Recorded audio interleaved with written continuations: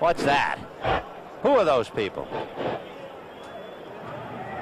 Oh, that's super. Great. Thank you very much. If you move it much more, I'm not getting any sun. Well, the best spot was right where it was. Where can he can't work. I mean, it's real hard.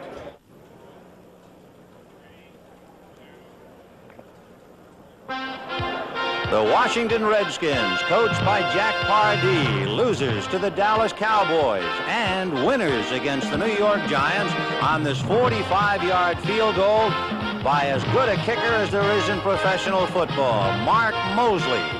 So the Redskins have lost one and won one against Tom Flory's Oakland Raiders. Opening day in Oakland, the Raiders have defeated Kansas City and a bitter defeat in overtime on this Dan Fouts pass that was lost in the sun by Lester Hayes, caught by John Jefferson, who compounded the injury by rolling into the end zone. And for Lester Hayes, why the sun on me?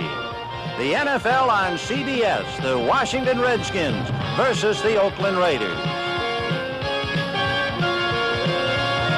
A magnificent day at the Oakland Coliseum. The temperature in the high 60s, maybe even to the 70-degree mark. The field is in excellent shape, and I'm Vin Scully along with George Allen. George, the Redskins with Joe Theismann come in, a badly banged-up ball club, a team that doesn't have that much of a running game, and yet Theismann always brings an added dimension to a football team. Yes, the fact that Joe can run, he did last week, 37 yards against the Giants, which was a big play, helps the Redskins running game. When you play against Joe Theismann, you have to contain him. Here, the left linebacker, 57, Scopan, did not do his job, and Theismann took it in for a touchdown. It'll be interesting to see how the Raiders keep Theismann in the cup and contain him. For Joe Theismann, that 37-yard run from scrimmage turns out to be his longest run in his career. And by the way, he has rushed, surprisingly enough, for 9 touchdowns. That's a lot of touchdowns for a quarterback. Yes, and Joe is also the type of runner that'll make tacklers miss. He's not just a straight runner. We used him on punt returns one year. So that's the story of Joe Theismann and the Redskins. The Raiders are about ready, so let's go down to the field and take a look.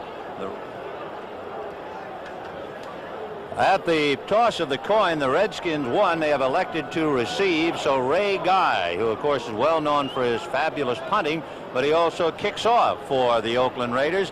Guy, 8 years out of southern Mississippi. So Guy kicking off, and we'll check the deep man for the Skins. They'll have Mike Nelms, number 21, and Nelms figured to be a busy man along with Otis McKinney. So Ray Guy is ready. The temperature is up to 75 degrees. And Guy boots it to the deep man. That's Mike Nelms from 4 yards in the end zone. They tell him to stay there.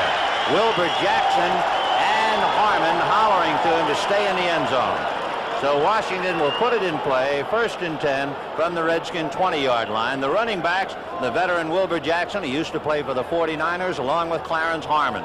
The wide receivers, John McDaniel, Ricky Thompson, and the tight end is Rick Walker, number 88, playing in place of Don Warren. Dean, Saul, Kuzia, Williams, and Anderson, both Hermeling and Stark, cannot make the starting bell. First play is to Harmon, and he got maybe 2 yards, and that's about all. You know, Ben, on that opening kickoff, Ray Guy had a 4.2 hang time. That's pretty good for a punt. So you have a look at the Oakland defensive 3-4 alignment. Matuzak, Kinlaw, and Browning. Kinlaw playing in place of Dave Pear. Then the 4 linebackers, Hendricks, Millen, Nelson, and Barnes. At the corners, Hayes and Jackson, and the safeties are Davis and Owens. So it is 2nd and 7 on the 23. In motion is Ricky Thompson to the left. And here comes Harmon trying to get inside the block, and the black shirts down him. He had Dean pulling, but Fred Dean had too many black shirts to handle, and Browning and Millen bring him down. Well, you know, Ben, I don't think either team's going to make a living running the football. It's going to come down to Theismann versus Pastorini, throwing the football, pass protection, pass defense. Now, in this situation coming up, Joe goes to his backs. He likes Harmon, number 38, the Oakland linebackers are going to be tested today covering the Redskins offensive backs. The offensive line has allowed only 2 sacks, but Oakland leads the AFC with 7 sacks, so that's quite a combination. Theismann under heat, and Hendricks has him, and down he goes. Ted Hendricks, the mad stork, 225 pounds and 6'7", and he went in there to sack him, so that's the 8th Oakland sack and the 3rd allowed by Washington. Well, the big thing here is that they contained him. They didn't let him scramble. Hendricks came in wide, had leverage on him off of the dog that they used. Very effective. So the punt now by Mike Connell, and Connell kicking from the end zone. Standing deep will be Ira Matthews on the Washington 48-yard line. No score, just the early going. Connell had his protection and hangs it. Matthews a fair catch and then holds on to the ball. That was a little dangerous, but he held on to it. In Oakland territory, they'll spot it at the Oakland 48. Good punt with a 4.6 hang time. Chances are you can't return a ball when it hangs up that high. What's the bottom line as far as hang time? What makes it good? What makes it ordinary or poor? 4?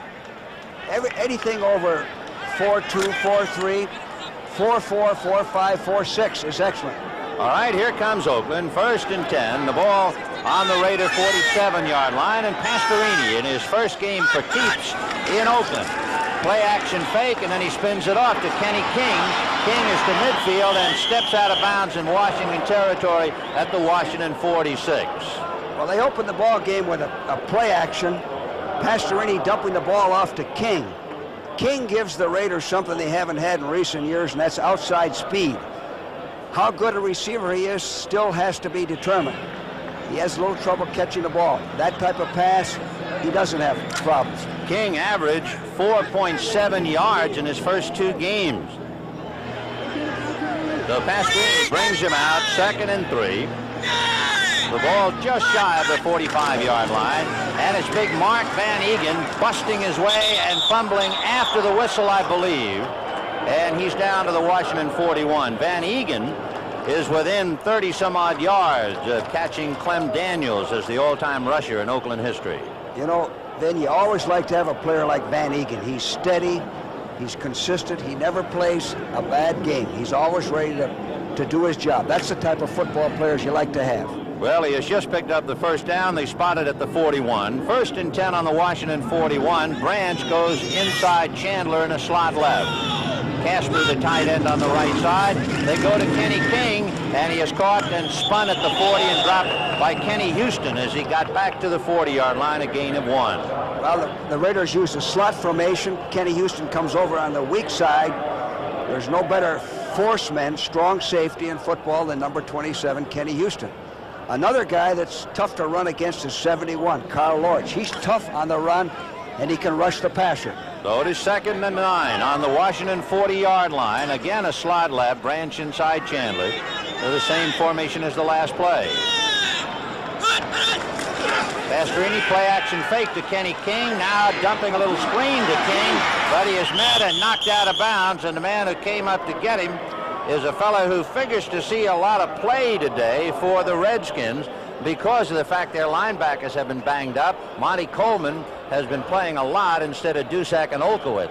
And, of course, not to have Dusak in there is a loss, but Coleman showed me something on that play. He showed me a lot of speed and quickness to get over and make the tackle. So it is 3rd and 9 from the 40-yard line. 3 wide receivers now. Chandler and Bradshaw go slot right. On the left side is Cliff Branch, and they shake Casper loose on the left side. Flags on the play, and a sack. Pastorini fumbling in the air, and it's picked off by Coleman. Monty is going to go for the distance, but they're going to call it back. The Redskins are offside. I tell you what Pastorini did, pretty smart.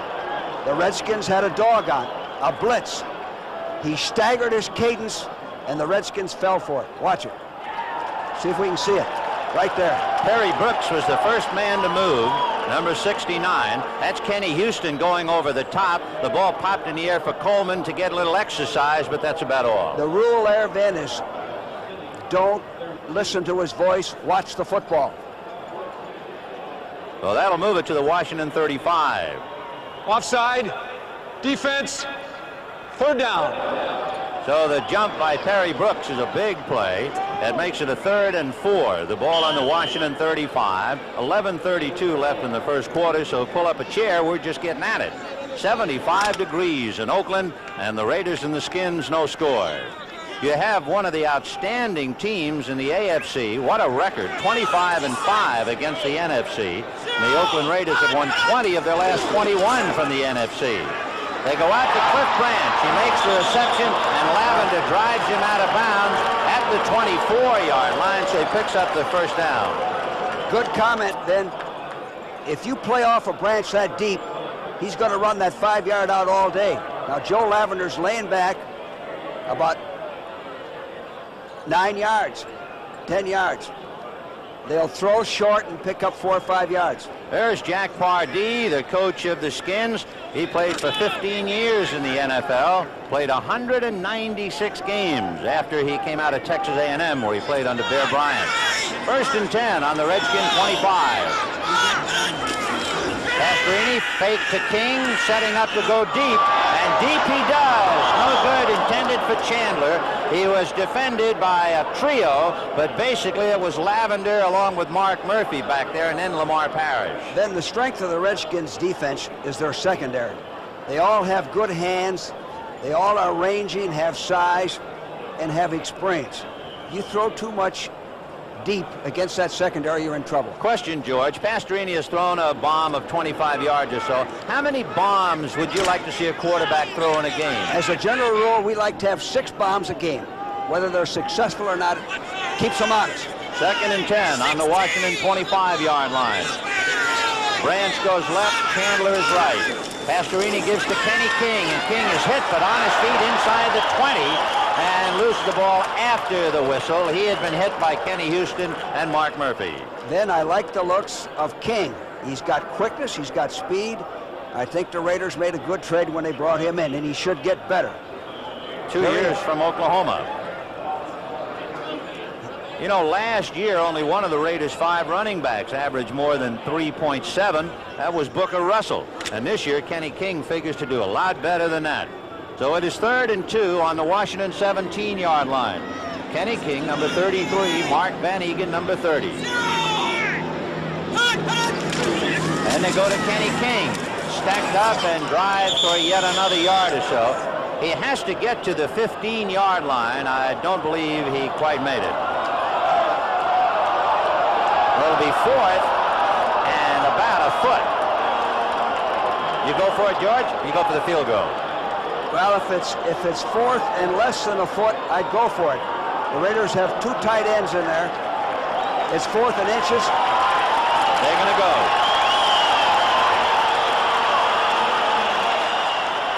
So they have Raymond Chester on the right side.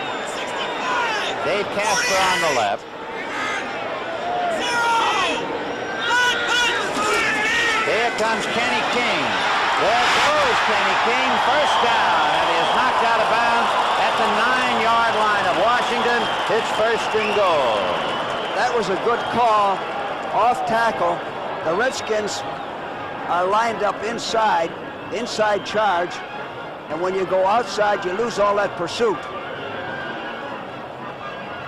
Mickey Marvin led the play and helped King get through that sizable hole for the first down. Marvin, number 65, 4 years in the league. And when you look at the Oakland offensive team, you take a look at those guards, Upshaw and Marvin, and you see some men in motion. There's men in motion. The Niners won by 10. 1st and goal from the 9. And here comes King, hit, still spinning, dragged down from behind by the middleman, and that would be number 57, Rich Millard. Otherwise, he's gone. I tell you, then, one thing King doesn't do, the play was designed to go to the 5-hole strong, was an inside run. As soon as that hole isn't there, he bounces outside. Now, there's a happy medium there. Either you stay with the blocking or you bounce outside, and sometimes you get hit for a loss. By the way, we'd like to welcome all the good folks in Los Angeles and in Southern California. It looks like you picked a good time to pick up the ball game. 2nd and goal from the 5 for Oakland. They started on their own 47. And here comes Mark Van Egan, and he's inside the 5, driving to about the 3. Malott, among others, helping to bring him down. Well, they're pounding the left side of the Redskin defense. That's where Dallas had some success Monday night when they knocked off the Redskins. Yeah, we were talking before about the Raider record. It's incredible. They've won 20 of their last 21 against NFC teams. They've won 25 out of 30 against NFC teams since back in 1970. So 3rd and goal, the ball spotted on about the 2-yard line of the Skins. And this time Pastorini throwing to Casper, no good, off his right hand. Dave Casper out there in the end zone. Well, couldn't haul it in. He was wide open, but actually the ball was very difficult to throw. He's got a touchdown. The ball's thrown up behind him. He's beaten Coleman. Right. Beaten him completely. Good call. Poor execution.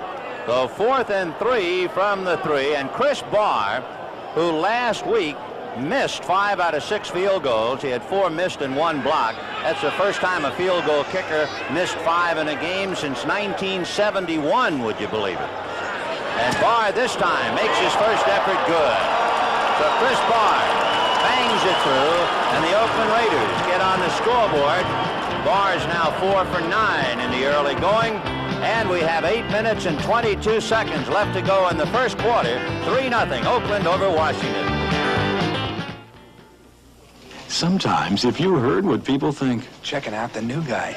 Cute, but he's scratching his head. Could be dandruff. Likes the hair. No flakes, but that itch probably needs Head and Shoulders. She's gonna say hi. Even if no one tells you, your itch could be telling them you've got dandruff. But Head and Shoulders every time handles that itch, treats hair gently, so all people notice is healthy-looking hair. Great hair. Hi. Head and Shoulders. Hi. Because that little itch should be telling you something.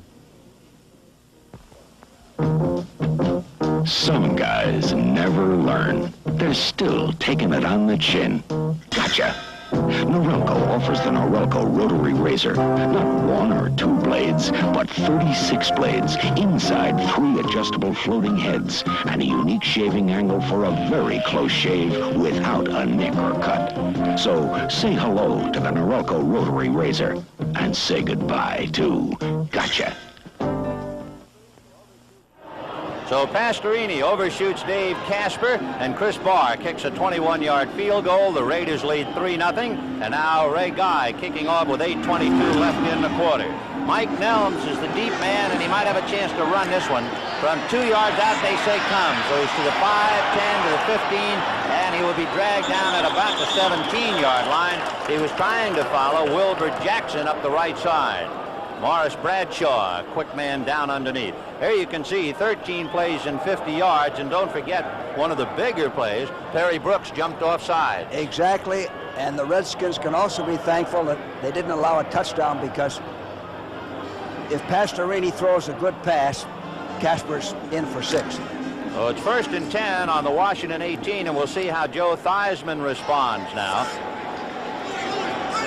He has Harmon and Jackson. In fact, now Klatt is in there. Ricky Klatt gets out across the 20 and fights his way to about the 23. He's the rookie who did so well. He had over 5 yards a carry against the Giants last week, George. Well, you know, one of the first things I always looked for in an offensive back was quickness, more so than speed. Not that speed isn't important. Klatt has some quickness. Watch him take off the next time he carries the ball. He had 1 negative last week. He did fumble twice. Oddly enough, he didn't carry the ball at all against Dallas. So it is 2nd and 5 on the 23. Thompson in a slot right. And Theismann going to the side, has his man at the 35-yard line, and Art Monk gives them a first down. I like the way Monk ran this pattern. Reminds me of Charlie Taylor and Roy Jefferson. He comes sailing in there. He gives Joe a good target, protects the ball on the catch, and Joe threw a strike. Art Monk is a rookie out of Syracuse, and they are extremely high on his abilities. You should see a lot of number 81 today. Monk goes wide left. John McDaniel right. Wilbur Jackson hurtling into a stack. The same Wilbur Jackson who made such devastating blocks for the 49ers to spring Delvin Williams loose. A good all-around football player. He's playing halfback today, then, rather than his normal position of fullback. He's coming off knee surgery in '78. You know, last year, Wilbur Jackson caught 53 passes. He was the 4th back in the NFC, so we might look for him to handle the football that way. Yes, and the way Joe likes to use his backs, that's very important. 2nd and 8 on the Washington 37. They started on their own 18. It's 3-0 Oakland midway through the first quarter. Theismann looking left, going that way, and has his man McDaniel on a pretty good catch. Just enough for the first down at about the 46. Monty Jackson right there to watch him go down. Now, Monty Jackson, 42, is giving Joe a little room there to throw in front of him. The ball was thrown out in front, safe. Should be a completion. No chance for an interception when you throw the ball like that. So it is 1st and 10 on the Washington 46. Theismann starting to move his ball club. Joe, 7 years out of Notre Dame, the 2nd highest rated quarterback in the NFL last year. 361! 361! Clapp staying in to block for him. Theismann over the middle, and the reception is made at the 45, and it's Ricky Walker who is hit by Mike Davis and somehow held on to the ball, and that makes Walker a pretty tough customer. Joe had good protection. Look at the time he has to throw. He still doesn't have to throw the football. Rifles it into Walker over the middle. Joe's developed into a fine quarterback. He's worked hard. He deserves any success he's getting. Good protection. Now we go back to live, and Theismann going for the first down, sends his man up the middle to get it. It was 2nd and 1 on the Oakland 45. And it is Ricky Klatt driving through. Friends, this telecast presented by authority of the National Football League, intended for the private use of our audience. Any rebroadcast or other use of this telecast without the express written consent of the Oakland Raiders and the National Football League is prohibited. Jack Pardee looks on as the Skins begin to move. Starting on their own 18-yard line, they have picked up a first down on the Oakland 43. Theismann doing it with passes to Monk, McDaniel, and Walker. This time he asked Wilbur Jackson to do it on the ground, and he can't do it. Browning hit him right at the line of scrimmage. That's Dave Browning, 3 years from Washington. An interesting thing that Theismann's going on the first sound just about every time. Everything's a quick count. The Raiders had penetration. Penetration stops the sweeps. They got across the line of scrimmage, forced them deep, made the play. So it is 2nd and 10 on the Oakland 43. Theismann relying on short and medium range passes. His longest pass so far this year is 22 yards. 2nd and 10 on the 43. And this time he's going to get a heavy rush, and down he goes, and fumbled after John Matuzak hit him. So Matuzak putting in the rush swallowed him up. Big John is 6'8" and 280. What the Raiders did is they dogged him off of that 34 defense. They gave him a little time. Now Joe stepped up to step up in the cup and run forward. In 72, John Matuzak made the play. Nobody was open. He did the right thing rather than putting the ball up for grabs. Matuzak way back in 76 in the preseason was with the Washington Redskins. Yes, he was. 3rd and 13 on the Oakland 46. Theismann looking right, gets a little protection and goes over the middle to Harmon, juggled twice and no good. Picked off by Lester Hayes after being hit by Jeff Barnes, but he juggled and it hit. So Harmon unable to handle a hot potato. Watch the ball. It hits right off of Harmon's hip. That's a tough place to catch the ball. Right on his hip, right in there, just behind. He's going one direction, the ball's going the opposite way. That's his favorite receiver, and Harmon's a clutch guy. So the punt by Mike Connell, and Ira Matthews deep on the Oakland 10-yard line with 2:52 left in the quarter. It is 3-0 Oakland. Great punt coverage by Washington year after year. Let's see about this time. Matthews makes a stumbling catch and muffs the ball and then falls on it on about the 20-yard line, and that's where Oakland will put it in play.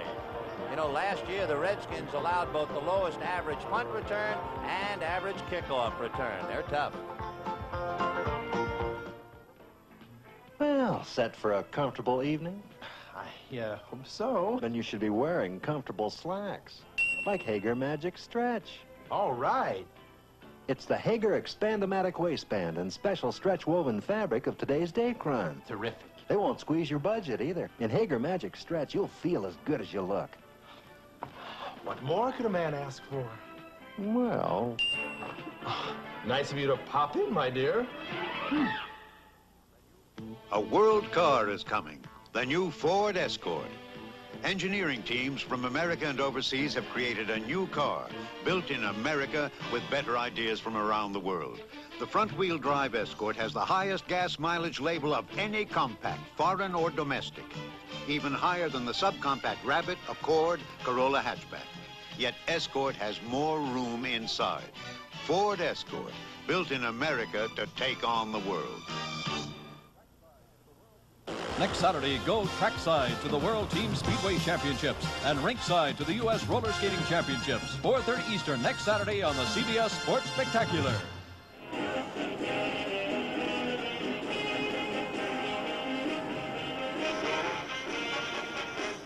Well, they're smiling in Oakland up to the moment. The Oaks score a field goal, then stiffen on defense, and now put it in play 1st and 10 on their own 20-yard line. Van Egan and King. Chandler goes right, and Horace King grabbed behind the line of scrimmage, and down he goes. Perry Brooks hit him first, but let's see.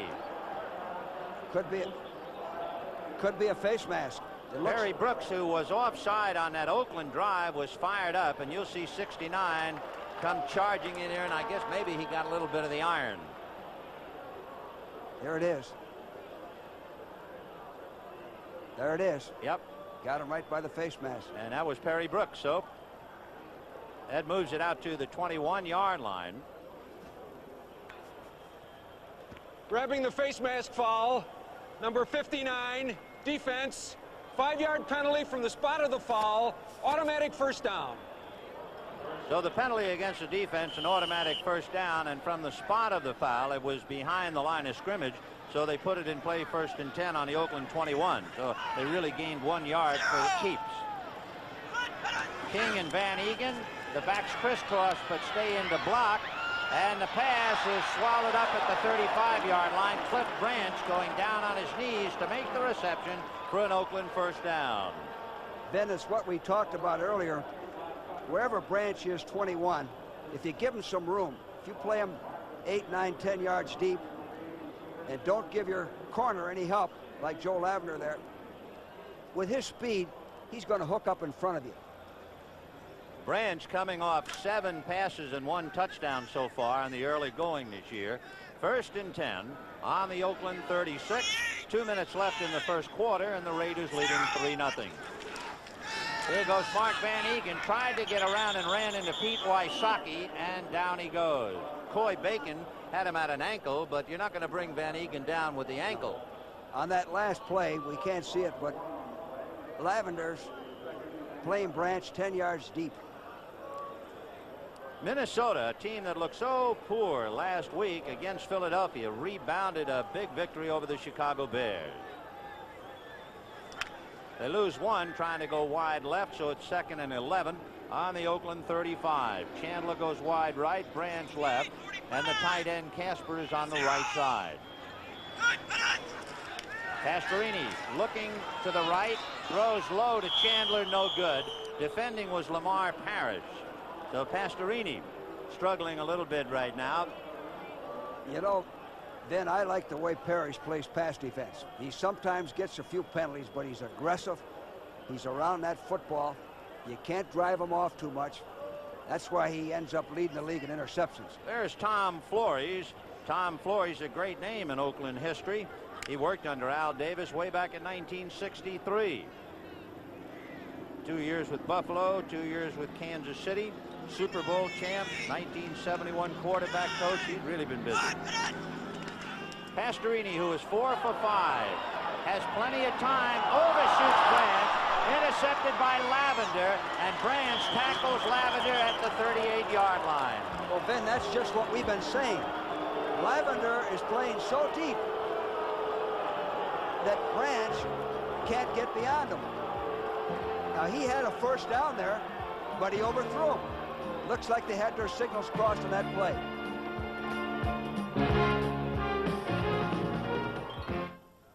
Here's to good friends. Tonight is kind of special. Tide's just right. That'll be a full moon. Hardly any wind.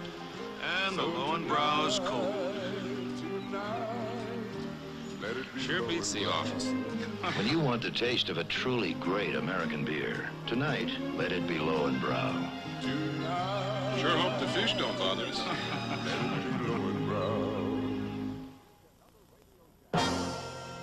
Here's another Radio Shack major computer breakthrough. The amazing new TRS-80 Pocket Computer, only $249. Imagine a basic language computer that weighs just 6 ounces. Now carry TRS-80 power in your pocket while traveling, on the job, solve problems, process data, and store it in permanent memory for instant recall. The amazing TRS-80 Pocket Computer, only at Radio Shack, the biggest name in little computers. It's breathtaking, it's dazzling, it's unbelievable. It's special effects The Empire Strikes Back with host Mark Hamill Monday at 8, 7 Central and Mountain. Well, on this interception, here it is. It looked like Pastorini and Branch didn't have their signals straight. Lavender's playing deep, way deep. You can't overthrow Lavender. Looked like he thought Branch was going to run a different route and try to lay it in there, throw an interception. That's the 4th interception of the year by Pastorini, and Washington puts it in play on their own 38. Ricky Thompson in motion to the right, and it'll be the second man, Ricky Klatt, but he is stacked up. Millen and Barnes hit him and dropped him almost immediately. Matt Millen, number 55, Jeff Barnes, the right side linebacker, and they just put the squeeze on him. Well, neither team has been able to run, like we said at the top of the show, to amount to anything. It's going to come right down to this pass rush, pass protection for both sides. You know, it's interesting. Pastorini has now only played 3 games against Washington in his career. You know, he's thrown 6 interceptions to the Skins. The Skins defense has been very successful against Pastorini. You're right, Ben. 2nd and 8 on the Washington 40. It's Wilbur Jackson trying to find a hole and hanging on to him and bringing him down. Finally is Monty Coleman. Bob Nelson, excuse me. Number 51 out of Nebraska. Had him by one arm and almost pulled the arm out of the socket. There he is, Bob Nelson, originally drafted by Buffalo. He also played briefly for San Francisco, picked up by Oakland as a free agent. Good play. Well, the first quarter is history. The Washington Redskins trying to get on the scoreboard. Oakland on a 21-yard field goal, leading 3-0.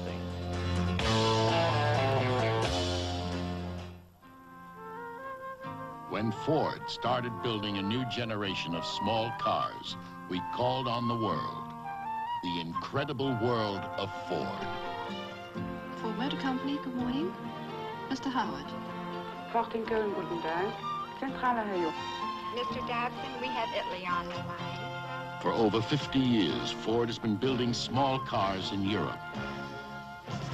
Today, when America needs high-quality small cars, the incredible world of Ford is working to meet that need, building a new generation of cars with world-class technology right here in America. If you could see tomorrow. Tomorrow arrives October 3rd with the new Ford Escort and Mercury Lynx, competing with anything in their class Ford, that's incredible. from anywhere in the world.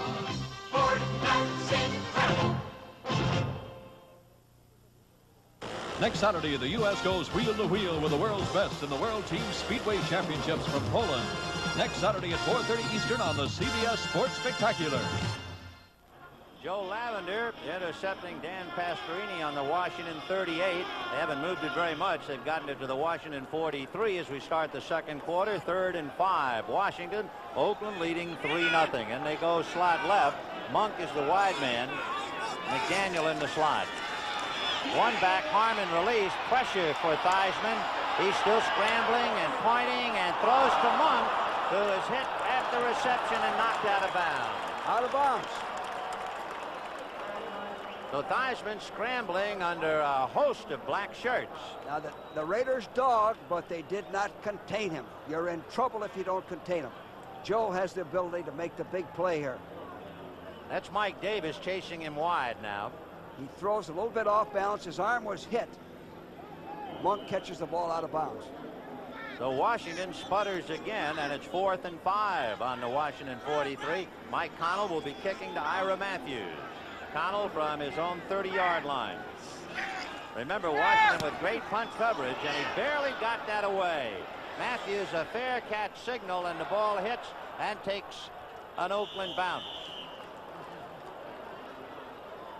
So they were spotted shy of the Oakland 30-yard line. Mike Connell just did get that thing underway. It's still 3-0 Oakland. How do folks feel when they service their cars with Napa brand parts? Satisfied. On top of the world. Listen to it. Just listen to it. I did it. And no parts left over. Lots of Napa brand parts are better than a car's original parts.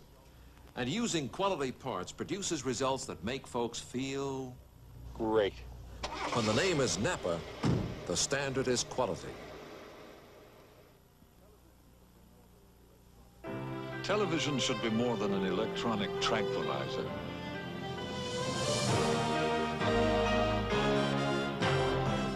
At its best as an art form, television should touch you, involve you, move you.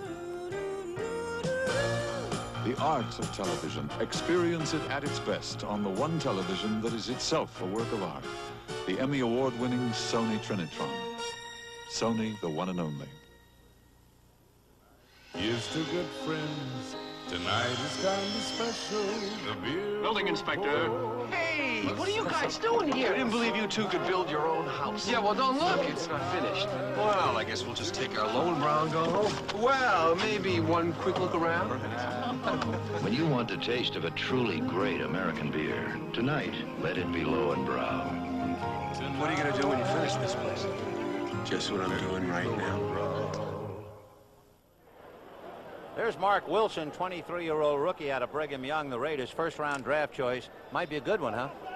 Then I think he's going to be a great young quarterback. The Raiders made an excellent pick when they drafted Mark Wilson. 1st and 10 on the Raider 28-yard line. Whittington is in there now, and they're going to give it to Arthur Whittington, and he's swallowed up as Perry Brooks put his arms around him at the 30 and brought him down. Arthur Whittington, 3rd round out of SMU, a man whose name ranks right up there in SMU history with Doak Walker and Kyle Rote. You know, what surprised me is that the Packers have needed a quarterback for some time, and they passed up Mark Wilson, allowed Oakland to select him. Oakland has it a 2nd and 7 now on their 31, and you can see Pastorini's numbers, one big interception, but he's leading 3-0. Here goes Whittington. He has Van Egan blocking, but he's going to run into a gang and tackled by Coy Bacon as he got across the 35. He's dropped at about the 38, and when they placed the ball, he might have picked up the first down. Actually, the Redskins had an excellent defense against that. They strung the play out, used their hands, forced them deep, and he cut back against the grain and made a few yards. If anything, they overran it. Their pursuit allowed them to overrun the play. They're going to measure now, George, about the first down, depending upon where they place it. It was close. He might have been a buck shy. Let's see.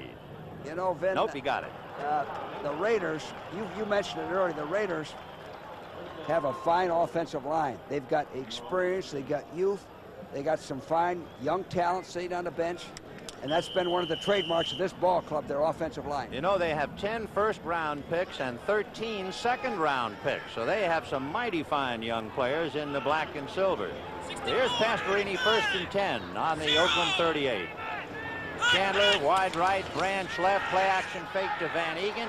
Both backs release off Van Egan's fingertips, and it hits the ground. Dusick has his face in the grass, but Van Egan couldn't hold it, and the Wolves are getting on Pastorini a little bit. I tell you, this is a good play-action pass. Now watch Van Eegen check down. Now the ball is throwing a little bit hard and a little bit high. That type of pass has to be laid in there.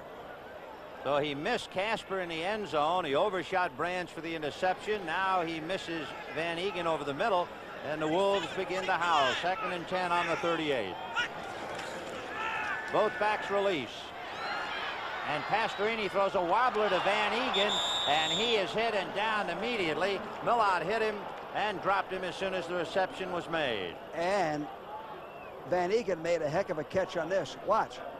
Pastorini is rushed. He steps up, and he throws the ball behind him. And he's hit as soon as he catches the ball. So they move it out to the 44. That'll make it 3rd and 4, and there's another look on tape. The ball is thrown behind Van Eegen. And he stays with it. He was getting heat from Perry Brooks, among others. 3rd and 4 on the Oakland 44. Bradshaw in a slot right inside Chandler now. Van Eegen staying in to block. Pastorini down the middle, and it is picked off. Picked off by Tony Peters, and listen to them now. Wow. 2 interceptions, and he has got a cold hand right now. It was intended for Dave Casper. Tony Peters, 23. Good trade the Redskins made. Got him from Cleveland. They're in the nickel defense. Bad pass. Bad pass. The ball's thrown behind them and low. No chance to complete that to the offense. A world car is coming, the new Ford Escort. Engineering teams from America and overseas have created a new car, built in America with better ideas from around the world. The front-wheel drive Escort has the highest gas mileage label of any compact, foreign or domestic, even higher than the subcompact Rabbit, Accord, Corolla hatchback. Yet Escort has more room inside. Ford Escort, built in America to take on the world. The League of Women Voters invited President Carter to join the 1980 debates. He refused the invitation. Maybe it's because during his administration, inflation has gone as high as 18%. The number of Americans out of work has reached 8.5 million. Housing starts have hit a new low, while interest rates have hit a new high. Maybe he won't debate because he knows the real question is, can we afford 4 more years of this? The time is now for Reagan. Reagan for president. Dan Pastorini having a struggle today. He threw an interception earlier to Joe Lavender, intended for Cliff Branch.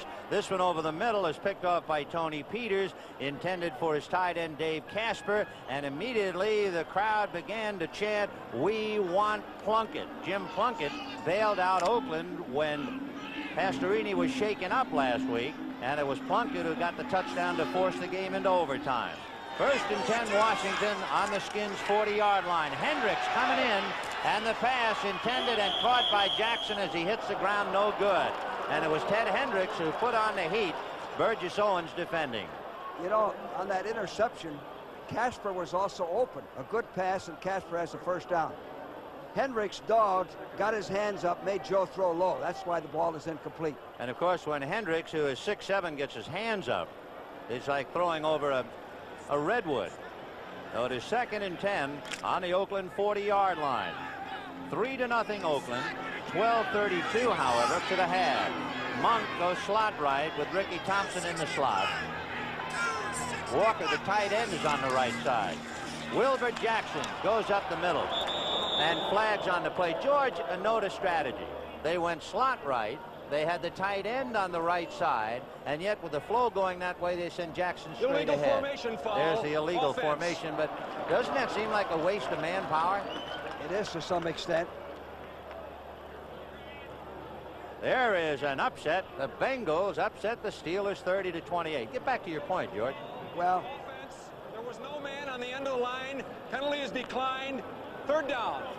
Well, it could be something in the game plan where they want to take advantage of the Raider defense that we don't know about. What you're saying is correct, but there's some reason that they're doing it. 3rd and 9 on the 41-yard line. Washington really unable to get any drive. They have been stymied twice. As you can see, Miami hung on to beat Atlanta. We'll see Atlanta and the 49ers next week.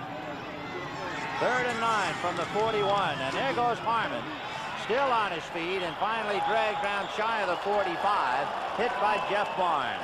Well, Jeff Barnes then was dogging on that play, and he dogged right into the ball carrier. The Redskins had pretty good field position. They didn't take advantage of it. No, the Redskins had the ball on their own 20, couldn't move it, and wound up going backwards to the 9. They had it on their 18 and finished out on the Oakland 46. On the interception, they had it on the Washington 40, and they go for 4 yards. That's all. Ira Matthews is deep, standing on the Oakland 38. Mike Connell gets it away, and he was unhurried that time. Matthews taking it at the 30, and he's going to be hit and knocked down, and the man underneath it was Wilbur Jackson, who got down there in a hurry to make the initial contact. And the Wolves are howling as Pastorini will go behind the wheel and take over on the Oakland 23. Here's to good friends. Tonight is kind of special. Tide's just right. That'll be a full moon. Hardly any wind. And the lowing brow's cold. Sure beats the office. When you want the taste of a truly great American beer, tonight, let it be low and brow. Sure hope the fish don't bother us. A world car is coming, the new Ford Escort. Engineering teams from America and overseas have created a new car, built in America with better ideas from around the world. 4-wheel independent suspension, front-wheel drive, technically advanced engine, higher gas mileage ratings than Rabbit, Honda Accord, Toyota Corolla hatchback. Ford Escort, built in America to take on the world. Monday, Lou Grant, the Emmy Award-winning series premieres with an all-new episode. Be sure and watch Ed Asner as Lou Grant, premiering Monday at 10, 9 Central and Mountain. 11:43 to go to the half. The Oakland Raiders on a 21-yard field goal by Chris Barr, leading 3-0. Last week, Jim Plunkett came in with Pastorini hurt. He had a 4th and 17. He had a long count, pulled San Diego offside, then threw an 18-yard touchdown pass to Raymond Chester to force the game into overtime, then surrendered the duties back to Pastorini. 1st and 10 on the 23, and Kenny King gets out across the 25, maybe to the 27-yard line, a pickup of 4. Anything about Pastorini's delivery that you've noticed, George? Then I think he's trying to force the ball in there. He's aiming the football. Now, he's had good protection also, and sometimes a quarterback is better when he doesn't have too much time. But he's had people open, and he's forcing the ball, aiming the ball, rather than just being himself and using his ability and rifling it in there. You know, in high school, he was a baseball pitcher. He was drafted by the New York Mets. So maybe he's trying to aim that pitch to the strike zone, and it's hurting him as usual. Kenny King following Van Egan, hit from behind by Perry Brooks, and dropped as he got out across the 30-yard line to the 32. Perry Brooks has been playing a very aggressive game for Washington. Perry Brooks made the ball club in 1977. He got injured for one reason. He can rush the passer, and he gets off on the ball with a jet charge. He's real quick. He and Bacon, Coy Bacon on the right side, give them an extra pass rush. That's number 69 in the maroon and white, Perry Brooks. So it is 3rd and 1 on the Oakland 32. King and Van Egan behind Pastorini. Jensen is an extra tight end, and Van Egan fought his way with a flag on the play, though we'll have to wait and see. Millard hit him and dropped him just about where he needed to be for the first down, and you see face mask against Washington, and that will take it alive for sure for Oakland and keep the drive going. That's a good rule for safety, but it's so tough on a defense. Here's Millard, makes a good play, and he accidentally grabs the face mask. Here's the call. Grabbing the face mask foul, number 65, defense, automatic first down. It was Butts. And it was Dave Butts who got the hand in there. Millard had the tackle. See if you can see 65 reaching in there. Right there. Gotcha. And Butts has big, strong hands. He can twist a guy's head off. He's 6'7", 285 pounds is Dave Butts. 1st and 10 on the Oakland 38. Kenny King following wide. Van Egan cuts on his own, really hadn't got a block yet. He was missed by Lamar Parrish, Carl Lorch, and Dave Butts. They all came in and he got away. It wasn't a case of Oakland blocking. Well, now, Kenny King is giving them outside speed. He does this on his own. Threw a block at him rather than trying to tackle him, and Kenny Houston didn't have a shot at him either. So he moved it out across to the 46-yard line, where it is 2nd and 2 for Oakland, leading 3-0 on a 21-yard field goal, 10-14 to the half. Slot left, Cliff Branch inside Bob Chandler. Kenny King again, and this time he's got some daylight. And finally goes out of bounds inside the 35 at the Washington 33-yard line. I said earlier the Raiders made a fine trade when they got Kenny King. He looks better every play. Look at him hit that hole. Now he breaks outside, keeps the legs going, shakes off 2 tacklers, switches the ball, uses a straight arm, lowers his shoulder, gets knocked out of bounds by Parrish, who has a bad shoulder and hadn't practiced all week. Lamar Parrish had to use that sore shoulder to ride Kenny King out. 21-yard scamper. It's 1st and 10 on Washington's 33. Branch is left and Chandler right. Whittington is in there now, and he's following Van Egan, and this time he is swallowed up immediately. Well, first of all, it was Brooks, then it was Malott and Wysocki. You know, Vin, this entire drive, Pastorini has not thrown the football. He set the Redskins up for a good play-action pass with the success of their running game. Let me ask you about the psychology of that. He's a little erratic. He's thrown 2 interceptions. If you're the coach, do you say to him, hey, cool it for a little while? I think he's got to throw in here now. Well, we'll see. 2nd and 10 from the Washington 33. Arthur Whittington and Derek Jensen in there. Branch goes left. Chandler goes right. Derek Jensen, number 31. Whittington, 22. Play-action fake. End around to Cliff Branch. Branch almost bumping into his own man. That's Lawrence, who had pulled. And let's see where he finally goes down. Maybe back to the line of scrimmage at best. That play originally fooled the Redskins. They like to run weak side off of that. They run the reverse to their racehorse, Branch. But right in here, he kind of slips. And I believe it was Lawrence that got in his own way and slowed him down. That play has to develop a little bit quicker after the exchange. 3rd and 9 on the Washington 32. Oakland leading 3-0. 8:50 to the half. Slot right. Bradshaw's inside Chandler. Branch goes left. And Pastorini just got it away and threw it behind Bradshaw. Once again, Coy Bacon, along with Dave Butts, the reason why Pastorini was offline. Yeah, he was rushed, but yet, watch the replay. He has time to throw. The Redskins are in the nickel defense, and they're doggy.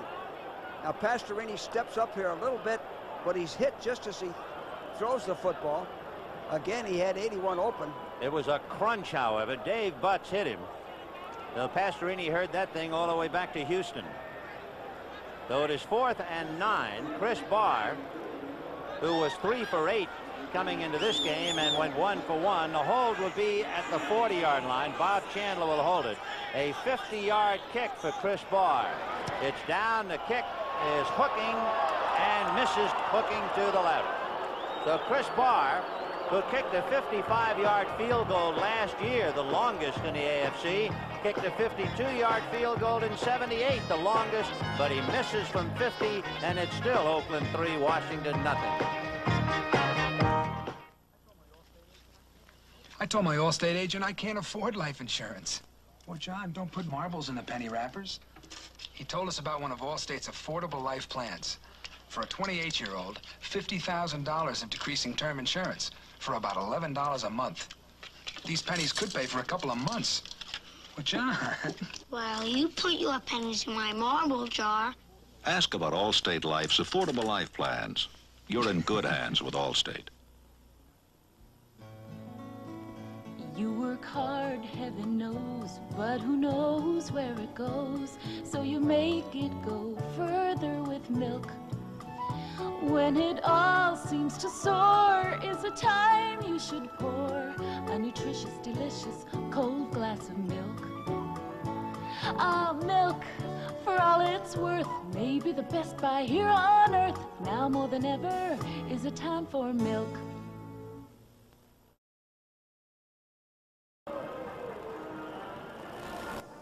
The Oakland Raiders thoroughly outplaying the Washington Redskins, but the Raiders are leading only 3-0. And the Skins put it in play from the line of scrimmage, which was the 32, 1st and 10, following Barr's 50-yard effort that failed. Klatt is in there with Wilbur Jackson. Play action to Klatt, and down he goes. John Matusak and Jeff Barnes are the two men to sack Theismann. The Redskins had a play-action pass, which is a good call by Joe Walton, 1st and 10. But the Raiders dogged. Matusik's man missed him completely, and Barnes came in and cleaned up from the backside. So from the 32-yard line, they lose 11 back to the 21. That makes it 2nd and 21 for Theismann. 8 minutes and 20 seconds left in the half. So the offensive line had allowed only 2 sacks in 2 games, and Theismann has been sacked twice today.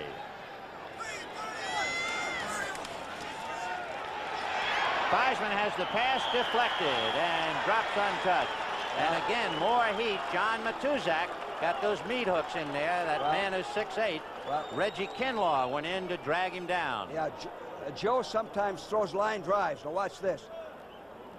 He tried to throw right through the defender, and if you get your hands up, it's very effective.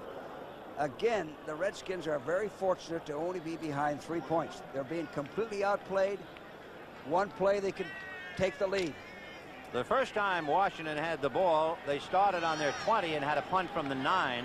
They started on the 32, and they're back to the 21. And Buddy Hardiman is going to get to the 20-yard line and be happy he got there, because Cedric Hardman put some heat on him and dropped him.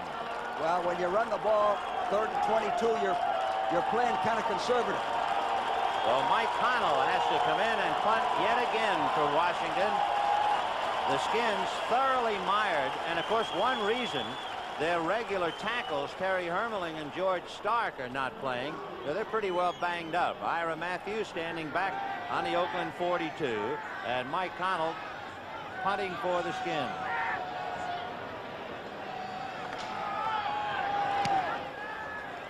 Mike gets it, and Matthews will handle it at the 43 and maybe get a couple, and that's all, as he goes nose first.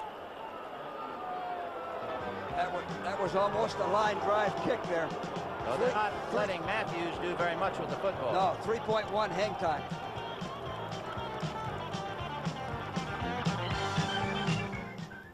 A world car is coming, the new Ford Escort.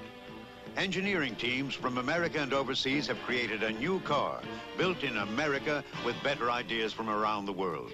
The front-wheel drive Escort has the highest gas mileage label of any compact, foreign or domestic, even higher than the subcompact Rabbit, Accord, Corolla hatchback.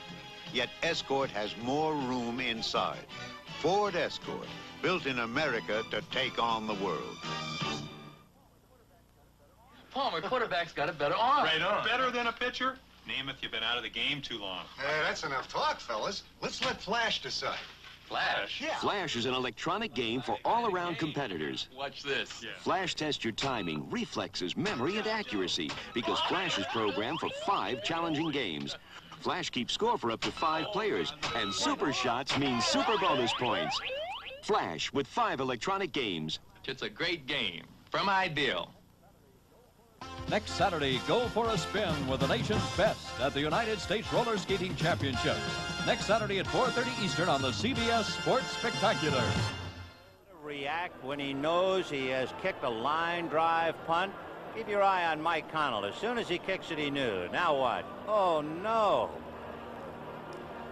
But he got away with it. Ira Matthews, who is quite a talented athlete, only picked up a couple. There's Mike Connell on the sideline.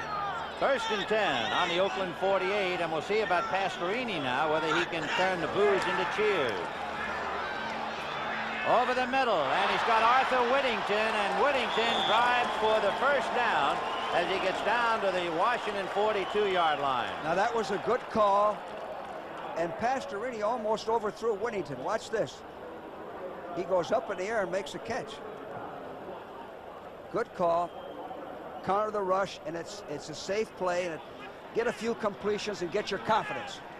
So they'll spot it at the Washington 41. 1st and 10 for Pastorini and company, leading 3-0.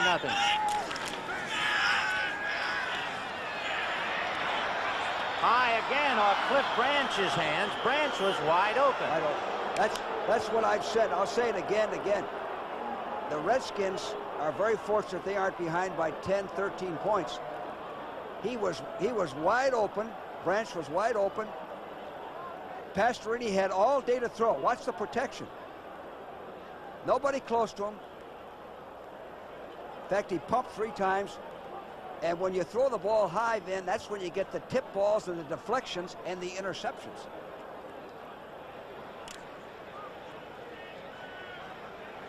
Well, you can see Pastorini's numbers. The big one, of course, the 2 interceptions. It is 2nd and 10 on the 41 of Washington. In motion is Chandler. Egan staying in to help out. And the pass to the right side off the hands of the intended receiver, Cliff Branch, as he went out. Washington, probably a late hit on Pastorini. And it will bring the ball down to the Washington 26-yard line. And we'll get the call from Jerry Markbright. Personal foul. Roughing the passer, number 69, defense, 1st down. So he'll see Perry Brooks, the boy we were talking about who's been playing such aggressive football. Here comes Perry, 69, well, he dropped him. Looked like he gave him an elbow right in the face. So 1st and 10 on the Washington 26, the number 1 man in Oakland, Al Davis, taking things in. Pastorini on a draw to Kenny King, and he couldn't get it off the board. And Dave Butts just swallowed him up. That was not only a draw, that was a draw and a half. Yeah, that was a double delayed draw. Butts almost had the ball. There it is. He has a tough time getting it to him there. Wysocki putting on a lot of heat. Yeah, Wysocki dogged and met him at the exchange. We just saw a shot of Al Davis. Any organization that Al Davis is associated with is going to win. Well, there's big Dave Butts along with Carl Lorch and Perry Brooks trying to put some pressure on Pastorini. 2nd and 10 on the Washington 26. 5:46 to the half. 3-0 Oakland. And Pastorini going to go upstairs again. This time it's to a great catch by Casper. Dave Casper caught it off his ear, even though Tony Peters was hitting him at the same time. And another flag down. Oh, looks like it might be holding. Gee, that was a remarkable catch by Dave Casper. Of course, he's made many in his career. He has. I was asked to pick an all-pro team then, and I put him on as my tight end. Dave Casper, but all for naught. The penalty will be exacted against Oakland. So just when Pastorini started to have them moving from the Oakland 48 to the Washington 26, something goes against them.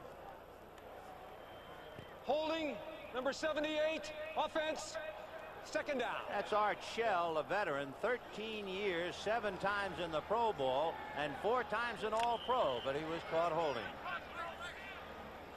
That spots it back on the Washington 36, 2nd and 20.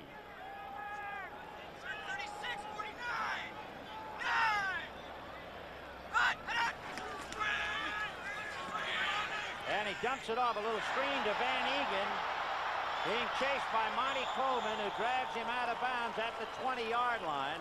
So they picked up 16 yards, and they're going to have it 3rd and 4. Ben, that was an excellent call. I tell you why it was such a great call. It's good against the nickel.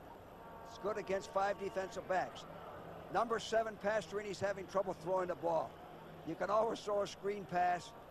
Good blocking. You give it to a solid guy, number 30, pick up big yardage. Van Egan picked up the yardage thanks to a good block by Mickey Marvin, 4 years out of Tennessee. Number 65 made the play go, so it's 3rd and 4 on the Washington 20-yard line. Branch goes left, Chandler right. The backs release. Pastorini with time, throwing to Casper, and the tight end goes in. Touchdown.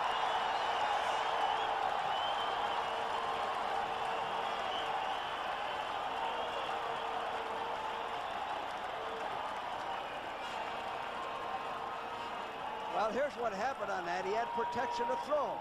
The Redskins got to rush him more than that. Now, Joe Lavender slips and falls. I don't know whether we can see it. You see Joe Lavender on the ground there? Slips and falls. Casper goes in. That's his first touchdown reception of the year. And it makes it now 9-0 Oakland. Chris Barr, who was 6 for 6 in points this year, goes 7 for 7. And with 5 minutes and 23 seconds left to the half, Oakland thoroughly outplaying the Washington Redskins, and finally they have a little bit of a cushion to lean on. It's Oakland 10 and Washington nothing.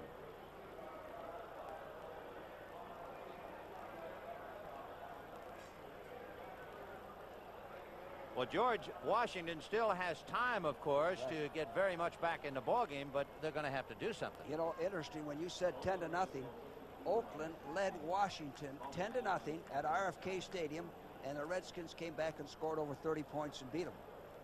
I don't know whether the Redskins are capable of that kind of an offense this year. We'll be finding out shortly, however, as you see Bob Chandler talking to Tom Flores. The Redskins lost 17-3 to Dallas, and they were able to beat the Giants 23-21. For Dan Pastorini, that was his 100th touchdown pass in his colorful career. And now here's the kickoff by Ray Guy, and Washington getting a return. Zion McKinney from the 10 to the 35 and across the 40 to the 41.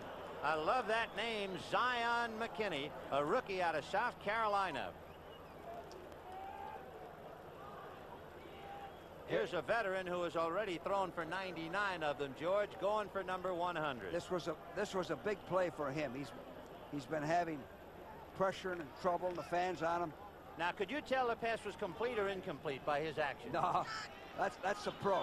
He's a real pro. 1st and 10 on the Washington 41. Here goes Ricky Klatt spinning across the 45 and out to the 46-yard line, and he did that on his own. Burgess Owens finally stopping him. Now, we had a rule that when you receive good field position, you had to take advantage of it. Who's we, George?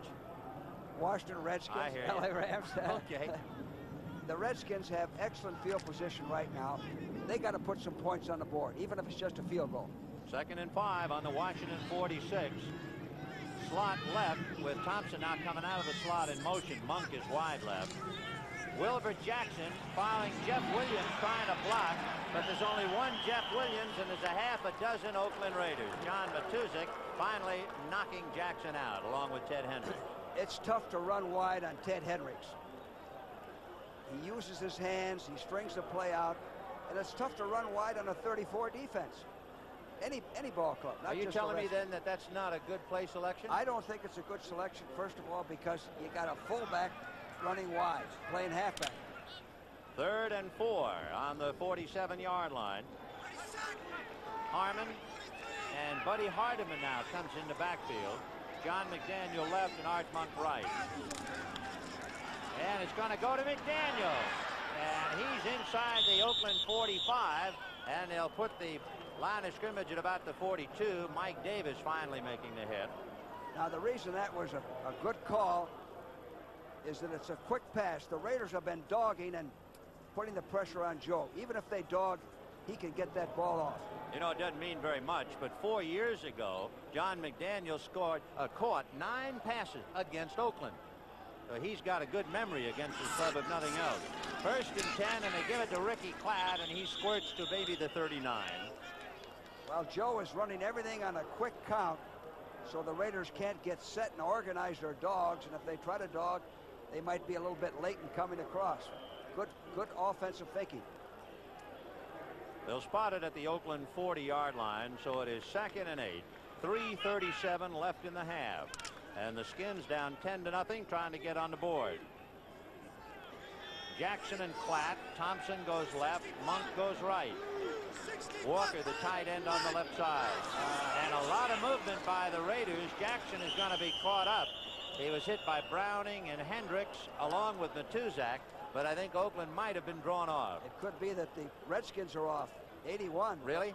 The wide receiver was in motion. Yep, you got it. So Oakland was bouncing around up front, but they remained outside the neutral zone.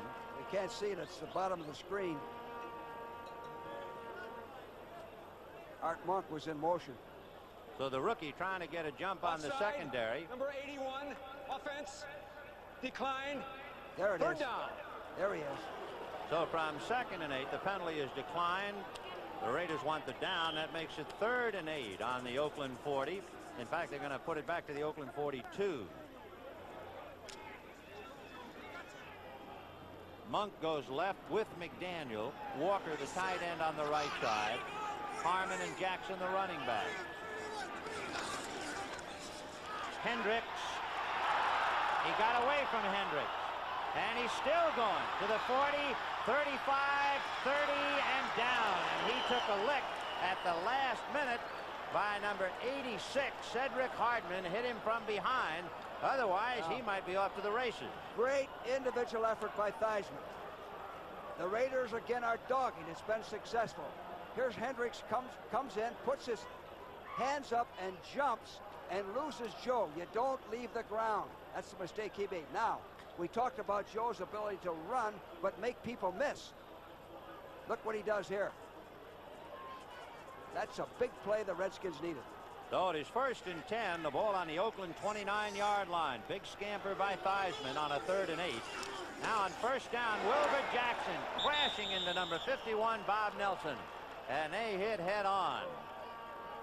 Nelson played with Buffalo, briefly with San Francisco, 5 years out of Nebraska, so he's somewhat traveled. Well, they're dogging. From the 34, they're sending a linebacker in every play. That time, Nelson came in. Nobody blocked him. There's Bob Nelson, 6'4", 230, 27 years old. And there'll be a timeout down on the field as we come to the 2-minute warning. With the Redskins on a move thanks to a scamper by Joe Theismann, they'll have it 2nd and 9 on the Oakland 29, while Oakland is sitting on a 10-0 lead. Excuse me. I'm not the same crazy coach who used to storm around the sidelines yelling at the officials. I've learned to relax, and I drink light beer from Miller. You know that light's got 1/3 less calories than a regular beer? And listen to this. Light doesn't fill me up. Besides that, light tastes fantastic. Oh, sure, there are a lot of other beers around, and you can drink any one you want. But let me tell you this. Light beer from Miller. Everything you always wanted in a beer, and less. As I was saying, I don't care what anybody else... A world car is coming, the new Ford Escort. Engineering teams from America and overseas have created a new car, built in America with better ideas from around the world. 4-wheel independent suspension, front-wheel drive, technically advanced engine, higher gas mileage ratings than Rabbit, Honda Accord, Toyota Corolla hatchback.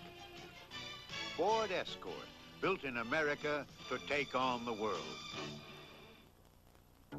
The World Today. 60 Minutes covers it all. Be watching when the most popular program of last season begins a new season with 3 brand new stories. Sunday. Joe Theismann at the wheel for Washington has completed 5 of 9 passes for 52 yards, but his biggest play was his own run on a 3rd and 8. So now it's 2nd and 9 on the Oakland 29. Platt and Wilbur Jackson behind Theismann. Joe is looking over the middle, and he's got Monk, who is dropped at the 15-yard line by Monty Jackson. But it's a 1st down, and the Redskins now have circled the wagons. They're on offense now. They've taken advantage of that field position they had thanks to individual effort by Theismann. The last play was well executed off of play action. Monty Jackson was right with him, but the ball was perfectly thrown. You know, a quarterback who has given Oakland a bad time in recent years is Jim Zorn of Seattle because of his movement. Yes. And Theismann can do the same thing. 1st and 10 on the Oakland 15. Play action fake to Platt. And Theismann, a lob pass to Walker. The tight end is going in for the touchdown. Rick Walker, 4 years out of UCLA, brings it home. Well, we call this a delayed check flat. Play action, all day to throw. Nobody covered him. Usually you assign a linebacker to cover that guy. They forgot about him completely.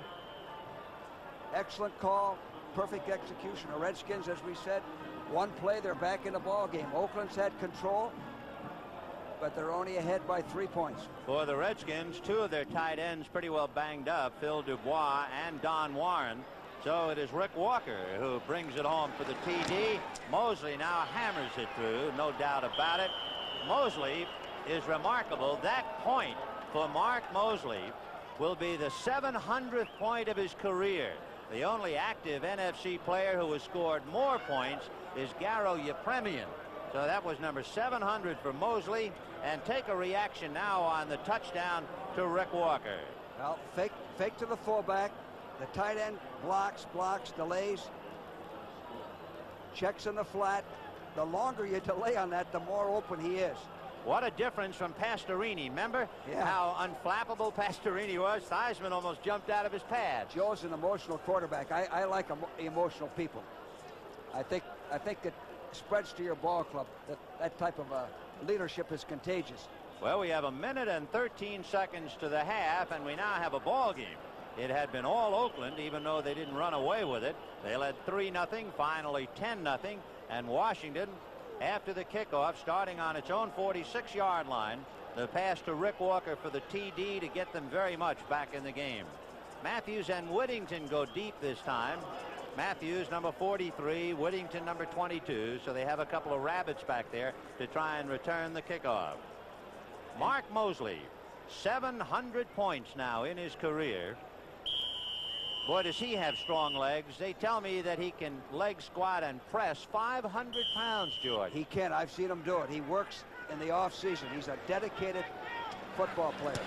His kick is high and short. Whittington is going to handle it on the 8-yard line to the 10. Hit by Bobby Hammond and moves forward for maybe a yard. Mike Nelms dropped him as he crossed the 20-yard line. And again, Washington, marvelous special team punt and kickoff coverage. They have. They've always had good special teams, and it's a third of the game. You can win some games when your offense and defense are having trouble just on the kicking game. Now, interesting strategy here. What is Pastorini going to do?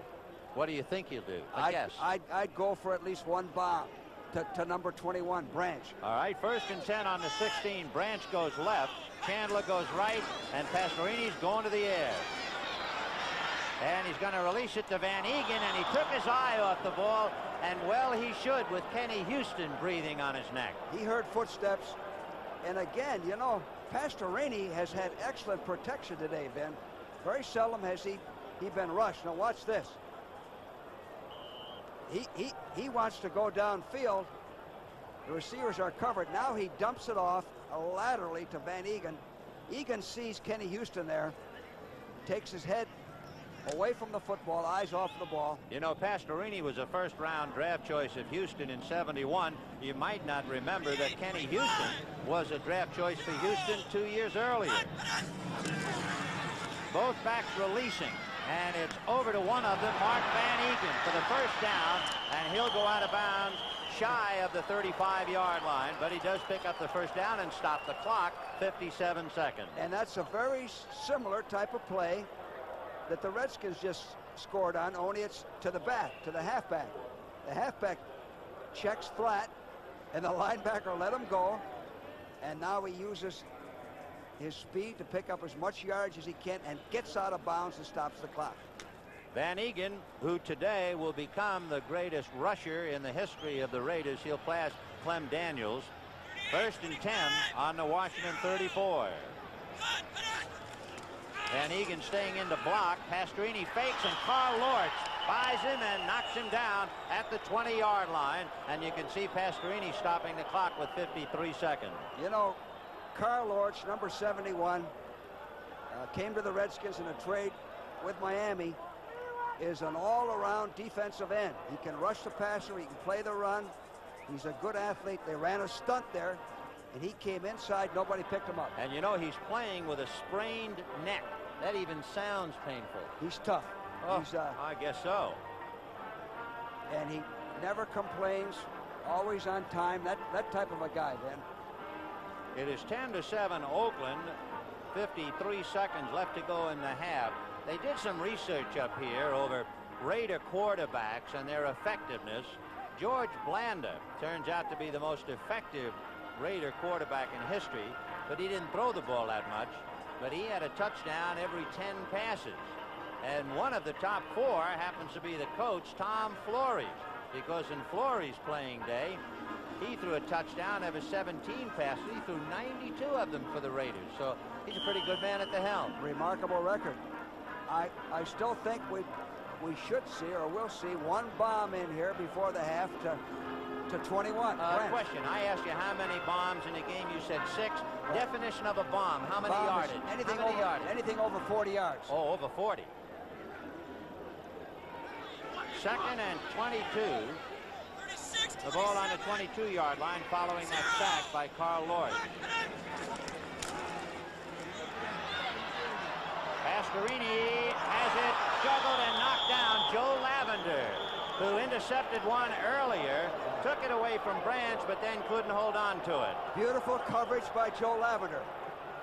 Watch Joe Lavender come up, jam Branch, and then run right with him. He's got a man-for-man across the field. Now he takes the inside position, which is smart. Joe's got long arms and good hands. Very fortunate Pastorini didn't have that intercepted. Joe Lavender was the only player in the NFL who played wearing glasses. Joe's a conscientious football player, studies, knows his assignment, doesn't make mistakes. 3rd and 22 on the Oakland 22. We have 46 seconds to the half. 10-7 Oakland. Pastorini looking to Van Egan. And coming up to get him is Tony Peters, and drops him in his track at the 20-yard line. 36 seconds left of the half. That series, the Redskins' 4-man rush put pressure on Pastorini. They've disrupted his timing. He's used to having time to throw up to that series. This last series, he was very fortunate to get the ball off. He had to dump it off. Now with a 4th and 23, the ball on the Oakland 21-yard line. Ray Guy, the marvelous punter, will be asked to boot it out of there. And for Ray Guy, ask him to kick one, he is rarely, if ever, found wanting. A statistician up here figured it out that in his career with the Oakland Raiders, Ray Guy has punted for over 11 miles. Yeah. I mean, that's a road trip no matter how you look at it. His longest, 3 years ago, he kicked one 74 yards. Last year, he hit one 71 yards. He's in a class by himself. He was a first-round draft choice, the first kicker ever to be drafted first. That was back in 1973. So Ray Guy out of southern Mississippi. He'll be kicking to Mike Nelms with 32 seconds in the half. 10-7 Oakland. And Guy gets it away. Nelms at the 40 and will drop to his knees. So they'll start at the 39 of Washington. Nelms showed bad judgment there. He had plenty of time to return that ball. He signaled for a fair catch. He was expecting a different type of punt. So 1st and 10 Washington. Well, George, you're down by 3. You have 27 seconds. Would you go for a bomb? I would do just what I said Pastorini ought to do. I'd go deep at least once. The way the rules are, the worst you should get out of it is an incomplete pass. So 1st and 10 on the Washington 39, and let's see what Theismann does. He's going to crank it up. And goes over the middle, and he has his man, Walker, who scored the touchdown earlier, and Walker is dropped at the 45-yard line. Mike Davis, the strong safety there to bring him down. The clock is running with 12 seconds, and Theismann. Deep drop over the middle, no good. And he was looking this time for Walker, and hold it. Pass interference.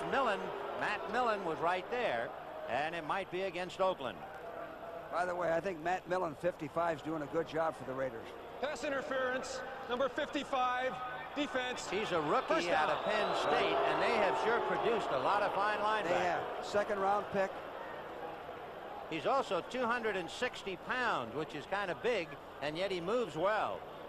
He's a good athlete. So 6 seconds to the half. 10-7 Oakland.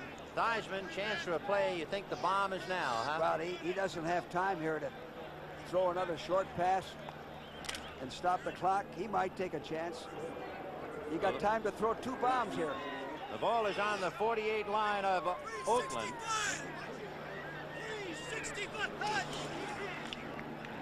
Theismann getting some heat, but he got away from Hardiman, chased by Jones, and threw it away. And I think it'll be a penalty against Theismann for intentionally grounding the ball. But he did it as time ran out. So Joe Theismann scrambled. Joe Jones and Cedric Hardman caused him to throw it away. For However, 7 offense, the half is over. It certainly is. And it is 10-7 Oakland. Pastorini has been ice cold. Normally at this stage, the way the teams are playing, you would expect Oakland to have built up a big lead. Yes, Ben, the Raiders had a chance to have at least 2 touchdowns. They also missed a field goal, kicked one. The Raiders have dominated the ball game, but they're only ahead by 3 points. The Redskins are in the ball game. They're having trouble running the football, but with a quarterback like Joe, he makes things happen on his own, like he did in that one scramble. Now, if you're the Washington coach, I know you're going to say, hey, they've dominated you, but you're only 3 points down. If you're the Oakland coach, what do you say? I'm going to be a little bit upset with our offense. We got to take advantage of the opportunities we had. And I do things to strengthen Pastorini's confidence. How do you do that if you get upset? Well, I would do this. I'd not threaten them or do anything that we're going to take him out and put in Plunkett or Mark Wilson or somebody. Just keep doing what you're doing. Be yourself. The game plan is on the button. They'll start dropping in. Question, could a quarterback have too much time to throw? Then many times a guy will have so much time that he'll try to see too many things and get an interception. Most of passing is precision. 1, 2, 3, 1, 2, 3, 4, 5, throw the ball. It's nice to have the protection. The Raiders have given him extra That's protection. what I was wondering about, whether he's had too much. Well, whether too much time or not, we never have too much time. The sand's running through the hourglass for the players, also up here at the booth. Vin Scully along with George Allen at halftime. Oakland 10, Washington 7. Using this surgical fiber optic camera lens, Prestone Labs is going to show you what weak, neglected antifreeze can do to your radiator after only 9,000 miles. Look at these passages: rust, corrosion. Continued neglect could clog them and overheat this radiator. Before this happens to you, put in Prestone 2. Prestone has a patented silicone silicate formula that forms a tough protective barrier to lock out rust and corrosion. Prestone 2 and Prestone Super Flush. No wonder we're #1. The value of your money is more important than ever these days, so get professional answers to financial questions like these. Pop will be leaving the business in a few years to retire. Isn't now the time you should get professional advice on his retirement plans? A good retirement program is important. For the advice you need, see your full-service bank. They've got the answers. You know, this baby is really going to help me do a lot more work. I wonder, though, if I ought to buy it or lease it. Let a professional help you decide what's best. See your full-service bank. They've got the answers. My girls seem to have grown up faster than my income. Now Susan needs braces. And Shelley's ready for college. I guess we'll have to borrow some money. There are lots of ways. Which is best for us? Keep your checking and savings at a full-service bank and get professional answers to your financial questions. America's full-service banks. We've got the answers. Tuesday, a CBS special movie presentation. Papillon. Welcome to the penal colonnade of French Guiana, whose prisoners you are, and from which there is no escape. I want that name, and I want it now. Papillon. That man risked his life to save mine. Starring Steve McQueen and Dustin Hoffman as prisoners facing insurmountable odds in their flight to freedom. Papillon, Tuesday at 8, 7 Central and Mountain. Back in New York, I'm Brent Musburger with Irv Cross. You will not believe what the Los Angeles Rams have come up with. 2 touchdowns on interceptions of 99 283 yards. Now, the game was starting to close up. The Packers drove back on this play. Lynn Dickey went to Eddie Lee Ivory. It was a 40-yard touchdown for Green Bay. After the extra point, it was 17-7. Packers recovered a fumble. They were driving again. Dickey wanted to hit his man in the end zone, and instead the rookie from Texas intercepted and was on his way, a 99-yard touchdown run. Here's the man that sparked all the controversy. $1 million contract out there on the West Coast. Worth it in that sequence right there. Then it was Vince Ferragamo as the Rams suddenly came alive. He went to Willie Miller for a score. Suddenly it was 31-7. And Dickey again. This time it'll be Rod Perry who will burn him. And this will be the 83-yard return for still another Ram touchdown. And they come just a point shy of the NFL record of 45 points set by the Packers for the most points in one half. As it is, they lead 44-7. Elsewhere, would you believe what San Francisco did today? Over the Jets, 37-27, 2 touchdown passes by DeBerg and 2 by Montana, but Richard Todd was 42 of 59 in that game for 447 yards. Walter Payton held to 39 yards and 16 carries. Ted Brown explodes for Minnesota, 22 carries, 113 yards, and 2 touchdowns in that game. Detroit and Billy Sims now 3-0 as they shoot down St. Louis 20-7. Sims, though, came up just short of 100 yards. 25 carries, 95 yards, and 1 touchdown. Miami rallied as Uwe von Schamann wins it with 32 seconds left and a 27-yard field goal. And Bob Greasy did the job off the bench. Upset, Cincinnati 30, Pittsburgh 28. They come from behind the throwing Samoan. The Steelers turned the ball over 6 times in that game in Cincinnati. Cleveland downs Kansas City 20-13, and Charles White scores for the first time as a pro. As a matter of fact, the former Trojan scored twice, once running and once catching a pass. He caught 8 passes for 100 yards today. And Buffalo downs New Orleans 35-26. Joe Ferguson from behind. He was 22 of 31 for 295 yards. Baltimore loses to Houston. They made a run at him. Earl King carries 11 yards and 1 touchdown. Stabler 18-21 for 218 yards. There's the game you're watching, some of you at the half, 44-7 now. Los Angeles over Green Bay. And elsewhere, these games all still in progress. New England and Seattle are tied. The biggest enigma in football, the New England Patriots. 17-all right now in the second. Now elsewhere, games still working. Oakland over Washington at the half. 10-7 is the count right there. San Diego trying to win for the first time in Denver since 1968, and it looks like they're going to get the job done. And Rolf Bernerski has kicked a 53-yarder in that game. Fouts went 22 yards to Joyner, and Tampa Bay leads Dallas, and this has been a dandy game so far. Doug Williams has run for 1 from 11 yards out. He's gone 49 yards to Giles. It is a marvelous game, and the NFL today continues on CBS after these messages from your local stations. This is CBS.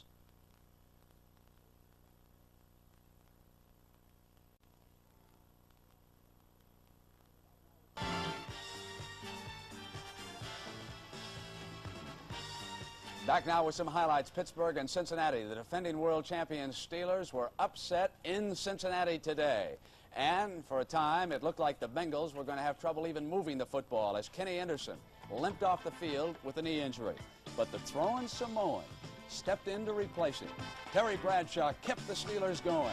Here he is on a crossing pattern to Swan, 68 yards, the longest reception of Swan's brilliant career, and suddenly it was 21-13 Pittsburgh. But back came the Samoan, Isaac Curtis, 18 yards. It was 21-20 Pittsburgh after the extra point. Young Greg Hawthorne then took over for the Steelers, turned the corner on this tough 4-yard run right here for a score, and this put the Steelers up by 8 after the extra point. But back again came Thompson, this time to Don Bass for the touchdown, 22-yarder, and again it was a 1-point Steeler lead. Then, the key moment in the contest, Frank Pollard, up the gut for the Steelers, fumbles on the kickoff. Recovered at the 35-yard line. Ian Sunter later kicked this 21-yard field goal, and that gave Cincinnati a 30-28 lead. But there was time, and a 51-yard try by Matt Barr, with time running out, was long enough but just wide, and Cincinnati Irv had scored a 2-point win. It's a big win, of course, for the Minnesota Vikings in Chicago today, Brent, as they went into Chicago and beat the Bears by a score of 34-14. Tommy Kramer only threw the ball 17 times, completed 8 passes for 151 yards, and in the first quarter he hits a bomb right off the bat. Number 9 going to number 28. Ahmad Rashad, who makes a great fingertip catch along the left sideline, and he prances in 76 yards later, and the Vikings take a 7-0 lead. The Viking defense was also sharp today as Mike Phipps had trouble connecting. Right here, number 45, Tommy Hannon picks off an errant pass. He goes in, and the Vikings now have a 14-0 lead. Number 23, Ted Braun for the Vikings, did a pretty good job carrying the ball on the ground. Here he romps 55 yards right up the middle, and the Vikings are making it a rout, 21-0. Vince Evans came in replacing Mike Phipps, tried to get his club on the board quickly, and goes to number 80, Ricky Watts, and connects for an 89-yard TD bomb. A lot of bombs today, Brent. That one, 89 yards, Minnesota 28, Chicago 14. Robert Miller, number 35, rips off his left tackle, and 26 yards later, he's in for a touchdown, and it ends that way. Minnesota 34, Chicago 14. Meanwhile, the Lions got it going on this screen pass. Danielson to Horace King for the score. It was 10-0 Detroit over St. Louis in the Silverdome. Jim Hart looking for Mel Gray, who has not lost his speed, and it was 10-7 as Gray zipped in. Play started back on the Detroit 36-yard line. Billy Sims scored today. 25 carries, 95 yards, and 1 touchdown. This was his touchdown. 27 the final. Detroit over St. Louis was the count there. Isn't that an amazing performance by young Billy Sims? And now, let's send you back to the stadium. Hi, everybody. Vin Scully along with George Allen. Welcome to the Oakland Coliseum. It's halftime, 75 degrees, but the most important numbers, I guess, in the first half would be Pastorini's 2 interceptions and a 12-yard run by Joe Theismann. Now, of course, would be oversimplifying things, I guess, George. Pastorini's had the time to throw. He's overthrown his receiver a couple of times when he was open. He's forcing the ball in there. As far as the plays are concerned, Chris Barr opened up with a field goal. Dave Casper scored a touchdown, and then the Skins came back. Here's Pastorini getting plenty of time and then overthrowing the intended receiver, Cliff Branch, picked off by Joe Lavender, and that's when the Wolves first started a howl up here. Lavender finally tackled by Branch. That was the first interception.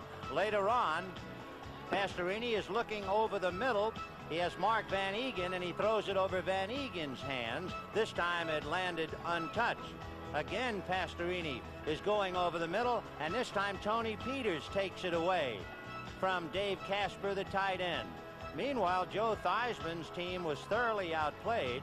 Joe had a little bit of time. He went to his big tight end, Rick Walker, 4 years out of UCLA, and Walker took it in for the touchdown. And so even though the Redskins had been thoroughly outplayed in the first half, they are very much in the ball game. It's halftime. Minutes away from the kickoff. It is Oakland 10 and Washington 7.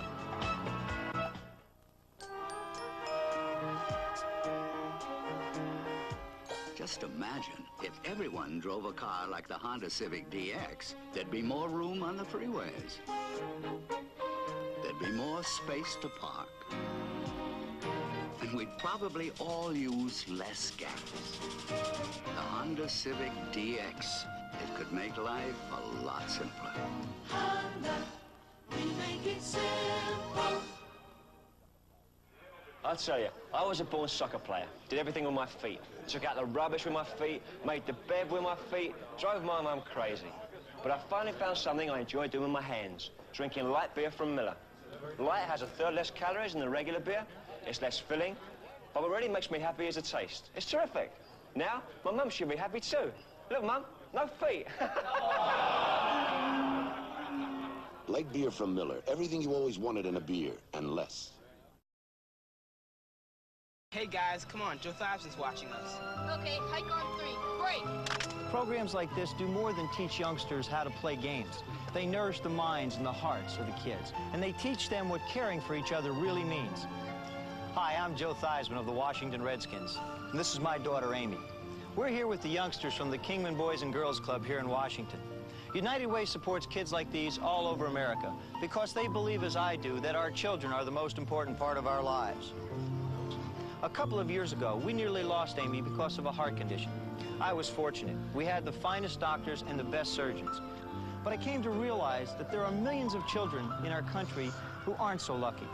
They live in the terrible grip of poverty. That's why I do everything I can to help young people. United Way works here, and thanks to you, it works for all of us.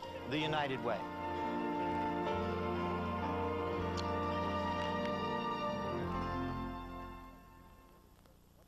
The preceding message was furnished as a public service by the National Football League.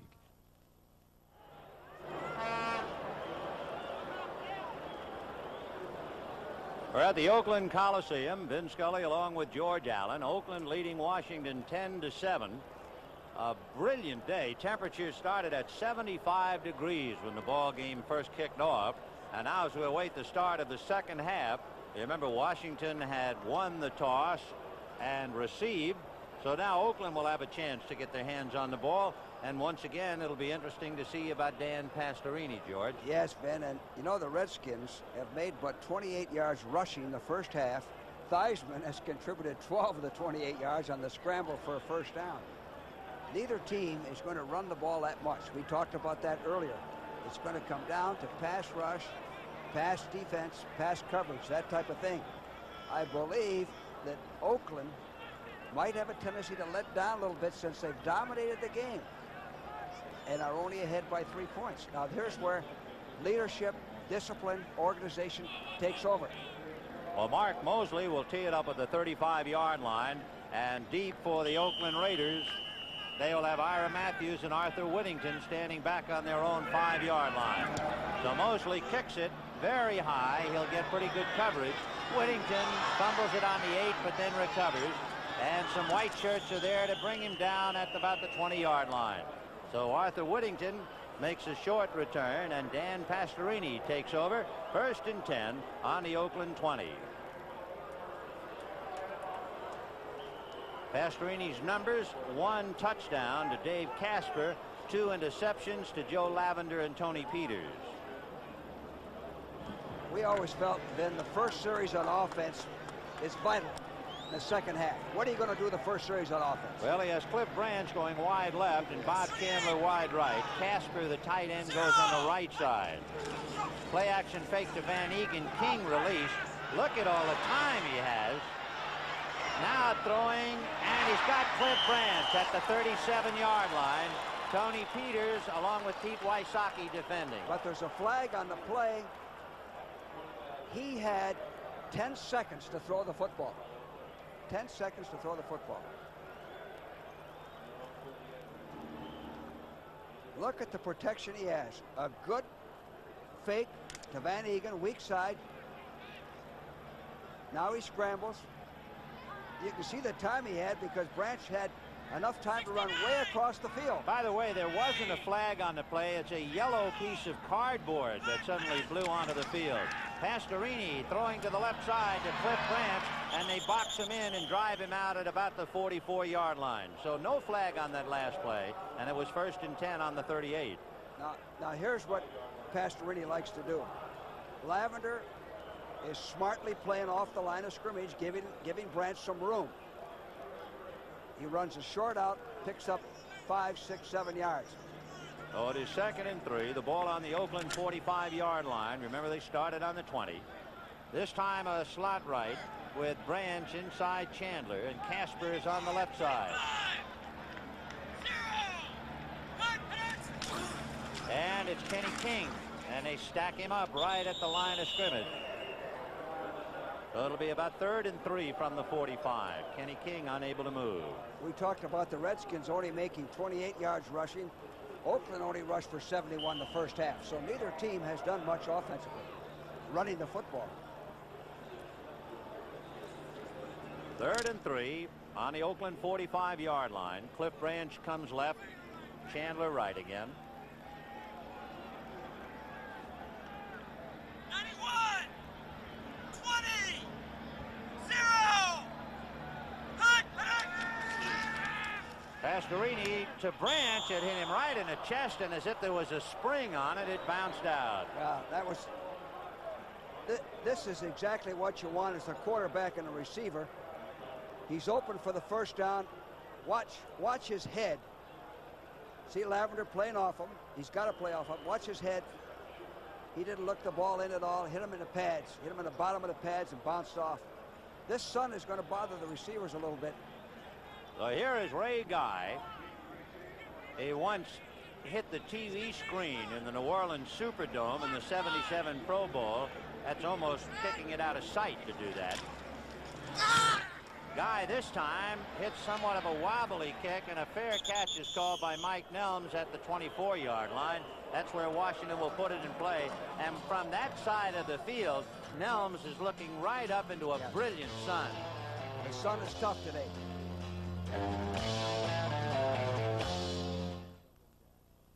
American cars guzzle gas.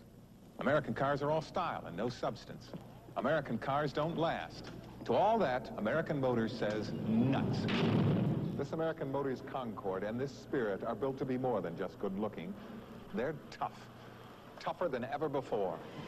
The only American cars with galvanized steel and 100% of the exterior body panels. That's right, 100%.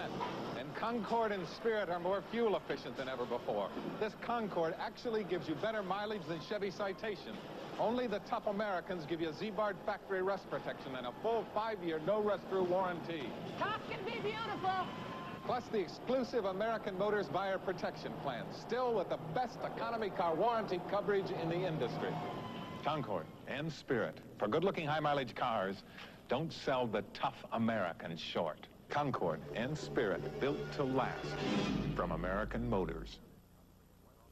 He came to serve his country and went on trial for murder. Brad Davis and an all-star cast based on a true story, A Rumor of War, a special movie presentation Wednesday. With 13 minutes and 11 seconds left to go in the third quarter, Washington has the ball 1st and 10 on its own 24. Oakland leading 10-7. McDaniel goes wide left and Ricky Thompson in a slot. They give it to Klatt, and Klatt barrels out to about the 29 or 30-yard line. Now, Ben, this first series on offense for the Redskins, the first series on offense, the second half, I know I'm repeating myself, is so vital. It's more important when you're behind. You got to make something happen. You got to move the ball down the field, put some points on the board. You can't just sit back and wait for a break. 2nd and 4 on the Washington 30-yard line. Art Monk goes right. Wilbur Jackson shakes loose and goes left with Ricky Thompson. So Klatt stays in to block, and they're putting some heat on Theismann again. Joe finally unloads, and he's got Wilbur Jackson. And Wilbur Jackson at the 45-yard line of Oakland before Mike Davis can bring him down. The Raiders made the same mistake. You don't jump and get off your feet with a quarterback like Theismann. See that? Barnes jumped, and Joe just played touch football with him and went right around him. Once the quarterback gets out of the pocket, it's very difficult for the defense. Now watch this. Watch the defender jump. Joe just did a complete pivot, made a big play out of it. That was the linebacker from the right side, Jeff Barnes, who did the jumping. Ricky Klatt this time is hit by Kinlaw and Browning, and there is a flag definitely on the play.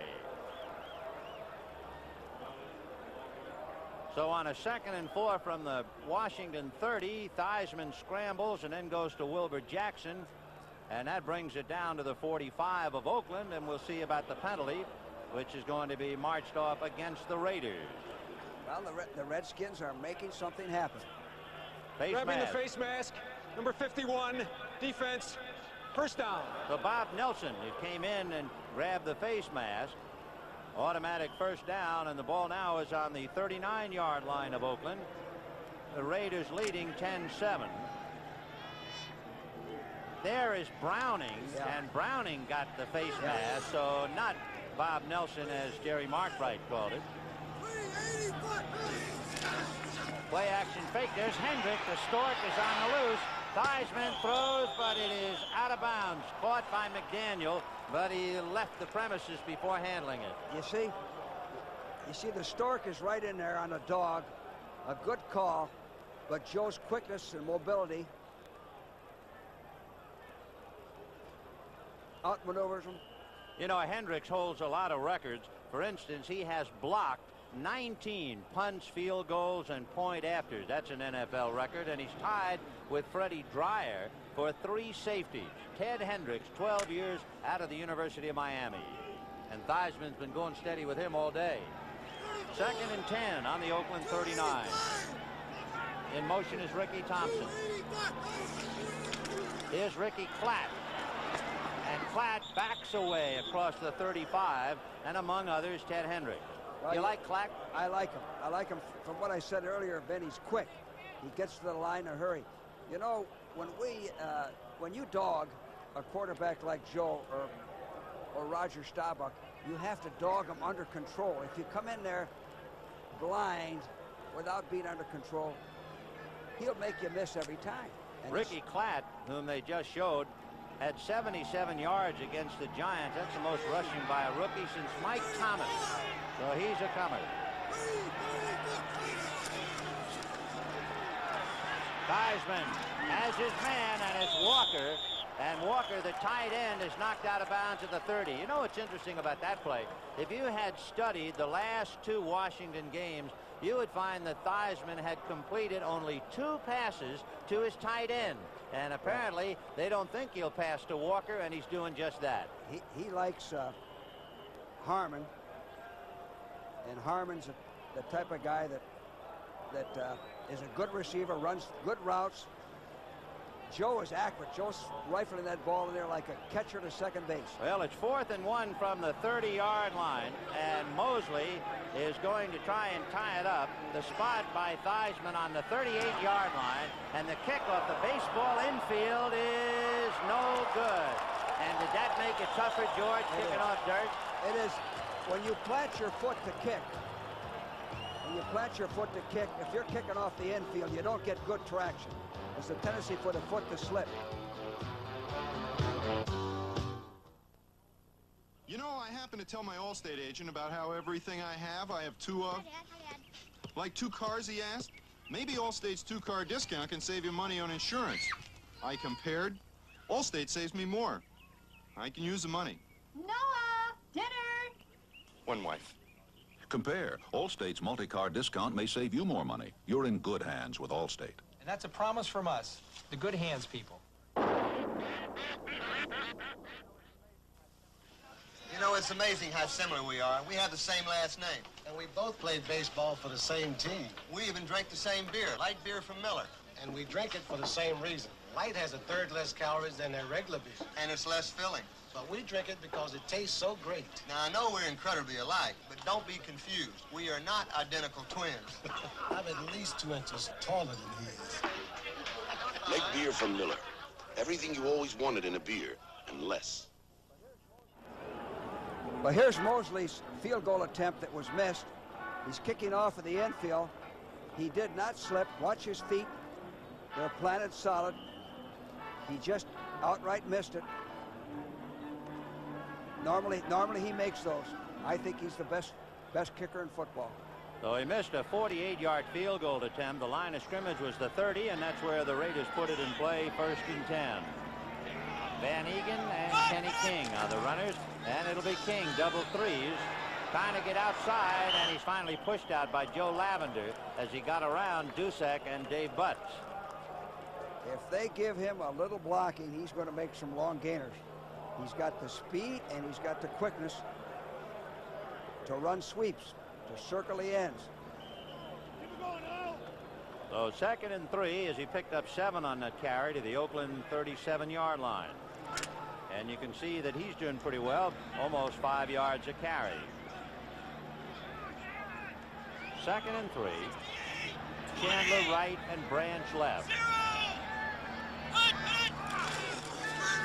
Kenny King again, still on his feet, fighting all by himself for the 1st down as he moves it out shy of the 45-yard line, a one-man effort.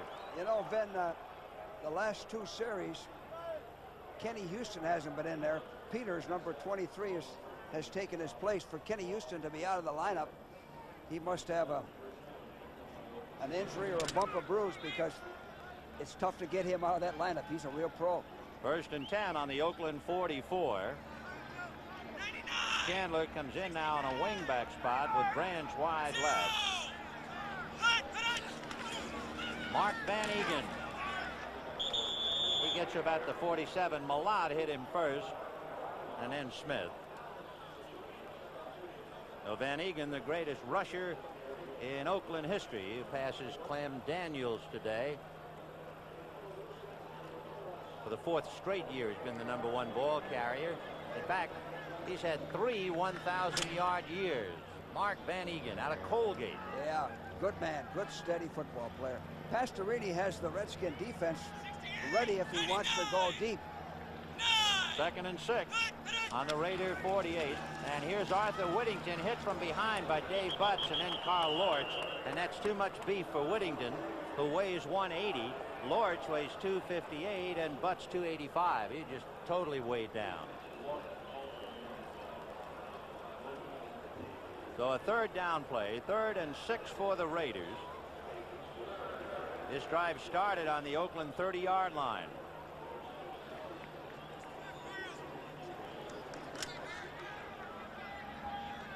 Jensen just came in for the Raiders. That's Derek Jensen, and he's in the backfield along with Whittington. Branch is in a slot left inside Chandler.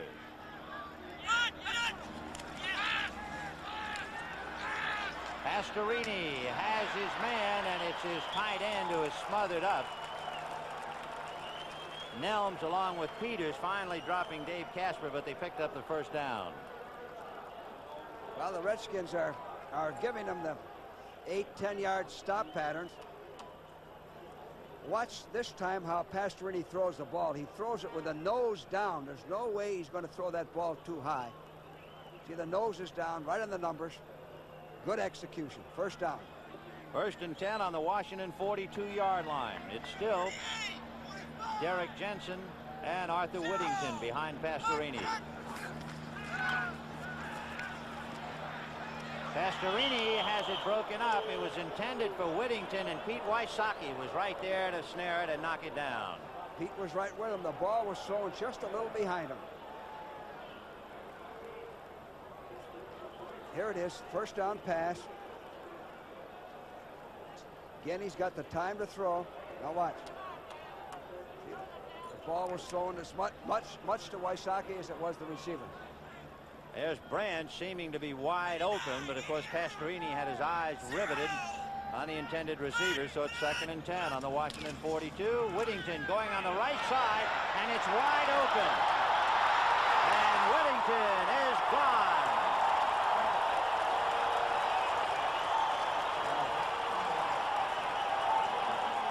42-yard touchdown that brings Al Davis to his feet in the press box. Arthur Whittington, 3 years out of SMU, goes 42, and that makes it 16-7 Oakland. Well, the Redskins were playing pass defense. It was 2nd down and 10. They're expecting a pass. They ran a sweep.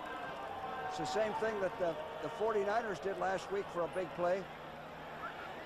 Everybody's backpedaling, retreating, playing pass. You got to play what you see first. Don't guess. So Chris Barr will try to make it 17-7 Oakland with 7:08 left in the 3rd. And the kick is good. So once again, the Raiders are enjoying a 10-point advantage. Oakland 17 and Washington 7, 7:08 in the 3rd. The Toyota Celica Super is life. Then just trust your feelings.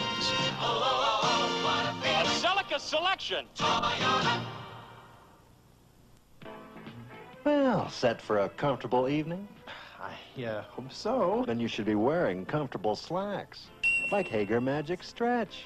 All right. It's the Hager Expandomatic waistband and special stretch woven fabric of today's day run. Terrific. They won't squeeze your budget either. In Hager Magic Stretch, you'll feel as good as you look. What more could a man ask for? Well... Nice of you to pop in, my dear. Next Saturday, the U.S. goes wheel to wheel with the world's best in the World Team Speedway Championships from Poland. Next Saturday at 4:30 Eastern on the CBS Sports Spectacular.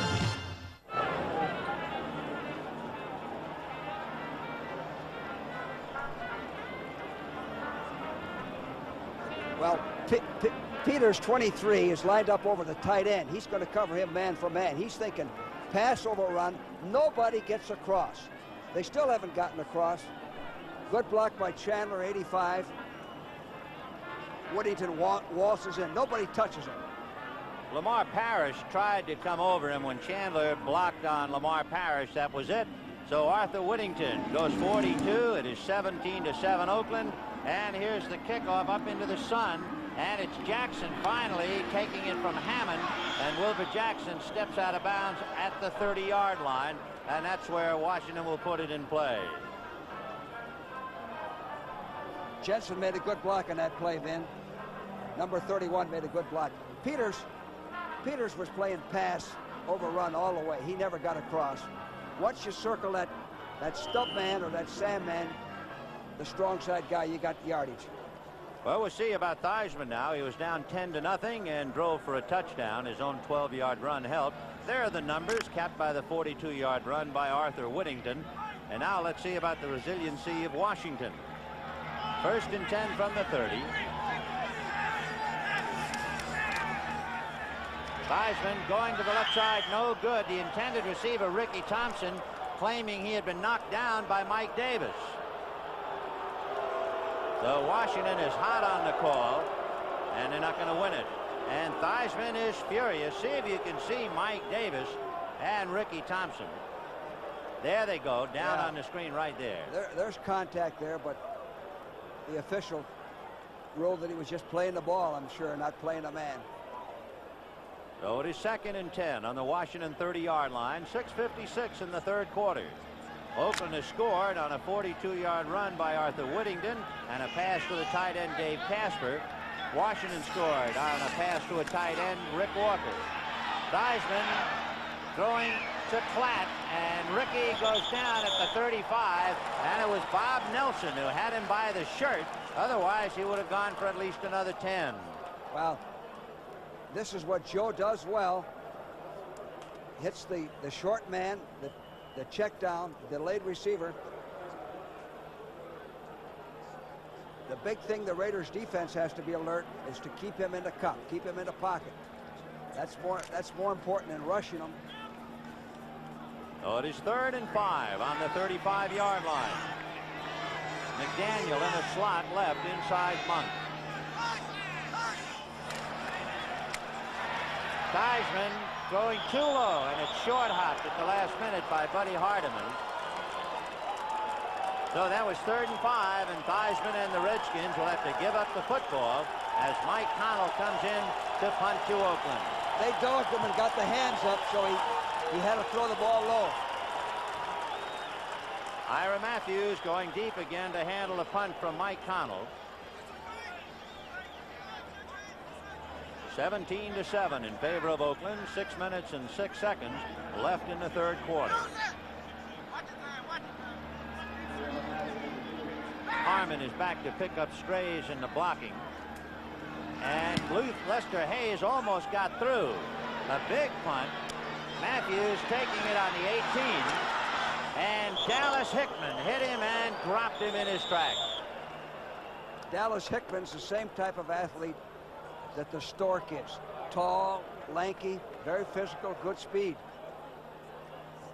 Hickman is 6'6", 245, and he's the captain of the special teams, and you get an idea why. There's a flag on the play on that. And he's from Berkeley, California. At least he went to the University of California at Berkeley. So the adrenaline has to pump a little more for him up here. This will be against Oakland on that return of the kickoff. And it'll hurt. They'll spot it on the Raider 12. Personal foul, clipping, number 51 on the run back. 1st down. So the clip against Bob Nelson. We can take a look at it to see the clip. Here comes Ira Matthews. There he is. And evidently it's after the fact. Yeah. If you had driven along this street just a few years ago, the cars would have been very different. But now, more and more people are driving cars like the Honda Accord 4-door sedan, with room inside for 4 adults and their possessions. It's a true sedan in every sense. In fact, the Accord 4-door is one of the most successful front-wheel drive sedans in America. Simple proof that society has outgrown the big sedan. Honda, we make it simple. The Canon NP80 puts you in touch with the age of micronics. An ingenious combination of microcomputer, optics, and electronics expertise. Extremely fast and reliable, the Canon NP80 makes 32 letter-sized copies a minute on plain paper, up to 11 by 17, with exceptional copy quality. Look into the NP80 at your Canon dealer and get in touch with the age of micronics. Monday, Lou Grant, the Emmy Award-winning series premieres with an all-new episode.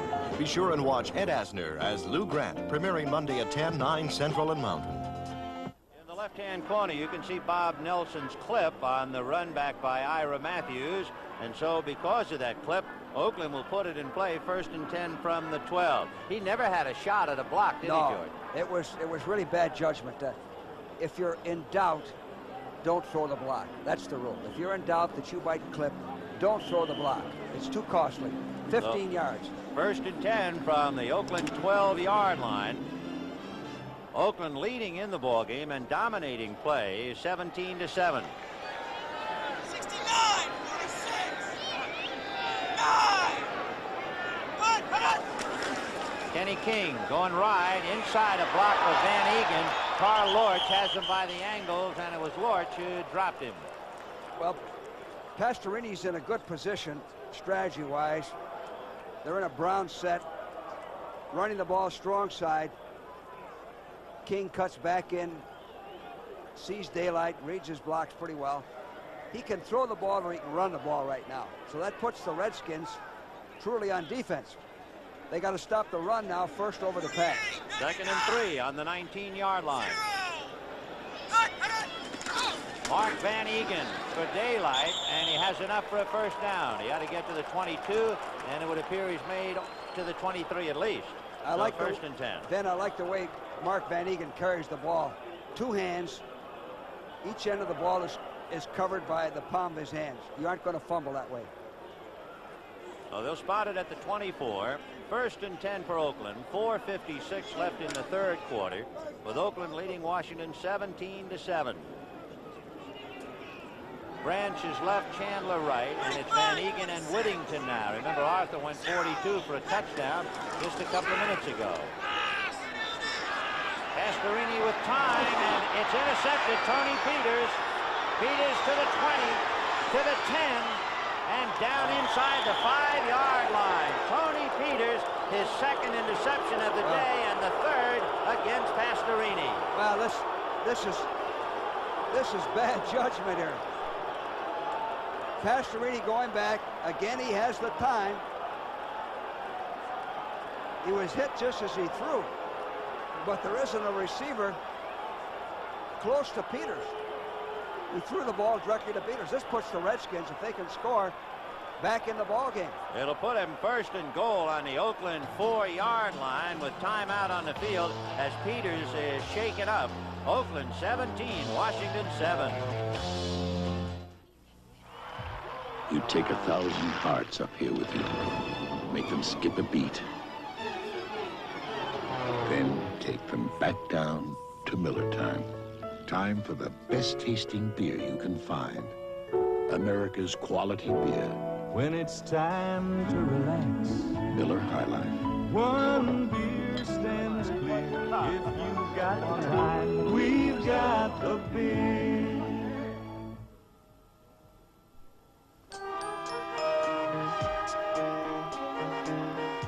Just imagine, if everyone drove a car like the Honda Civic DX, there'd be more room on the freeways.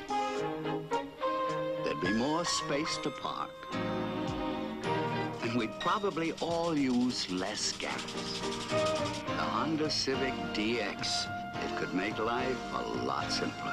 Honda, we make it simple. Tony Peters had made 2 big interceptions today, and he's been shaken up on the 2nd one, but he's well enough to have some handshakes with his teammates. Peters was all alone. There wasn't a black shirt within 15 yards of him. I thought maybe that he was hit as he threw, but now watch. He sets up, and he gets rid of the ball before he's hit, so the ball still has some zip on it. Looks like he was trying to throw it a Branch. All right, first and goal on the Oakland 4. Theismann on a roll. Still going. Theismann goes out of bounds for a touchdown. That play, Ben, is called 18 roll I. 18 roll I. It's a design rollout. It's pass first and run second. There's nobody forcing, good blocking. He did the right thing. Run it in. Watch him going in. He just did cut the corner as he was going out of bounds. In fact, the Oakland defenders argued that he had stepped OB before he hit the end zone, but he had broken the plane of the goal.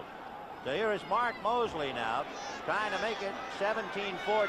Theismann the holder. The kick is good.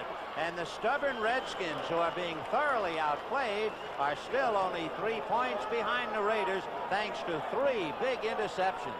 Well, we've said this, that don't beat yourself. Don't beat yourself. The first rule of winning is eliminate all the things that are going to cause you to lose. Now, Oakland, to date, is beating themselves. They're still ahead. But it's a new ball game now. Here it is. It's called 18 roll I. Theismann thinks pass first and run second. Nobody forced. He did the smart thing and ran it in. He hit the marker going out, and all of those black shirts were going to argue, but to no avail. So it is 17-14 Oakland. Mark Mosley ready to kick off. And the Oakland Raiders, who have won 20 of their last 21 against NFC teams. They've won 25 of 30 against NFC teams. For the first time in the Oakland's glorious history, they lost an overtime game last week. This is where you get your defense together and say, hey, we're back in here. We got to take that ball away. We can rally and pull this out. When they take the field, they got to be steamed up to no more than 3 plays. 3 plays and a punt. There is Joe Theismann behind backup quarterback Mike Kruchek. Meanwhile, on the field, Mark Mosley signals he's ready. Mosley again hanging the kickoff, and it'll be Arthur Whittington on the 9. To the 15, to the 20, still on his feet, and down he goes about the 25-yard line. In fact, he might have moved it out even more to the 30. Short, high kick. Good height, 4.2, but not long enough. And they are booing as Dan Pastorini goes back out onto the field. First and 10 on the Oakland 30. Here's where mental toughness comes in. You can't let the fans bother you. You're a pro. You have to do your job. First and 10. Pastorini has King and Van Egan behind him. Chandler goes right. Branch left. It'll be Kenny King.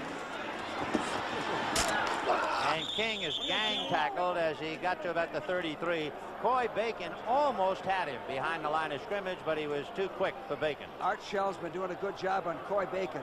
Ben, I think what might work for the Raiders right in here, when your quarterback is having an off day like this, you're struggling to win, is the short passing game. A screen pass could be a pretty good call in here. You got good rushers like Bacon and Brooks, Lorch coming in after you. Well, we'll see now Derek Jensen coming in the backfield, so he's in there with Kenny King. 2nd and 7 from the 33. King trying to go outside and is dropped by Kenny Houston. Well, so Houston, who had been out when Tony Peters made the reception, Peters is hurt, so Kenny's back in. That's the same play that they scored on before. Same situation, 2nd down and long. You don't fool a good defense twice. So they lose 3, and it is 3rd and 10 from the 30-yard line. 3:45 left to go in the 3rd, and it is 17-14 in favor of Oakland, but they're unhappy. They want number 16, Jim Plunkett. But they've got Dan Pastorini, number 7. He has Jensen and Whittington behind him. Branch and Chandler slot left, and Chandler in motion. And Pastorini going for Casper. No good. The tight end going with the strong safety, Kenny Houston. Boy, there's a great picture. Yeah. 2 All-Pros going downfield on a bomb. Casper and Houston. And Pastorini had great protection. Look at this protection. This is what you want. See that? They still aren't rushing. Now, as soon as he released the ball, you could tell he overthrew him. Actually, 87, Casper's open. A good pass, Vin. He's got a completion there. And Pastorini has heard that all day about a receiver open and overshooting him. So Ray Guy will try to bail out the Raiders now. Guy kicking from the 20-yard line. Fighting the sun is Mike Nelms. Makes the catch at the 30 to the 40-yard line. And fighting his way to the 45. Boy, that sun is brutal right now. You know what? It almost looked like he was signaling for a fair catch, but he was shading his eyes from the sun. Right. So 1st and 10 for Washington, and they get some good field position. They haven't had that often today. Oh, yes, they had it on interceptions, but otherwise they haven't. So they take over 1st and 10 on their own 44. 3 minutes left in the third quarter. Oakland leading by 3. Theismann sends McDaniel left, Thompson right, and he gives to Harmon. And Harmon gets back to the line of scrimmage, and that's about it, maybe a yard. Reggie Kinlaw bringing him down with help from Dave Browning. Yeah, Dave Pear, number 74, is hurt today and can't play, and Reggie Kinlaw is doing a good job in there. Pear gives him a little more quickness, and he's a little bit better in rushing the passer, I think. Dan Pastorini visiting with head coach Tom Flores, trying to find the solution of why he has thrown 3 big interceptions. Meanwhile, Joe Theismann, happy with the developments, trying to get a big drive going. 2nd and 9 from the 45. Harmon and Jackson behind Theismann. And it's going to be a little screen to Jackson. He gets a block and gets out to about the 48-yard line. The only man to block for him was Ron Saul, and the tackle made by Bob Nelson with Browning. Well, that was a good call, Vin. It's a safe call. It cuts down the rush. The Raiders been dogging. It's a good counter for the dog. Now here's a big play for Joe. 3rd and 5. The ball on the Washington 49-yard line. Usually in this area, he likes to go to the backs. Well, he has Hardiman and Harmon. McDaniel goes right and Monk left. Walker, the tight end, on the right side. Under pressure, throwing for Walker, and the tight end can't hold it. He kept the backs end to block to give him the protection. Walker, who had scored a touchdown earlier, was fighting Otis McKinney for the ball, and McKinney won the battle. So it's 4th and 5, and the Redskins will have to kick. Mike Connell to Ira Matthews. That was a well-thrown football. Matthews standing on his own 11. Connell will be kicking from the Washington 38.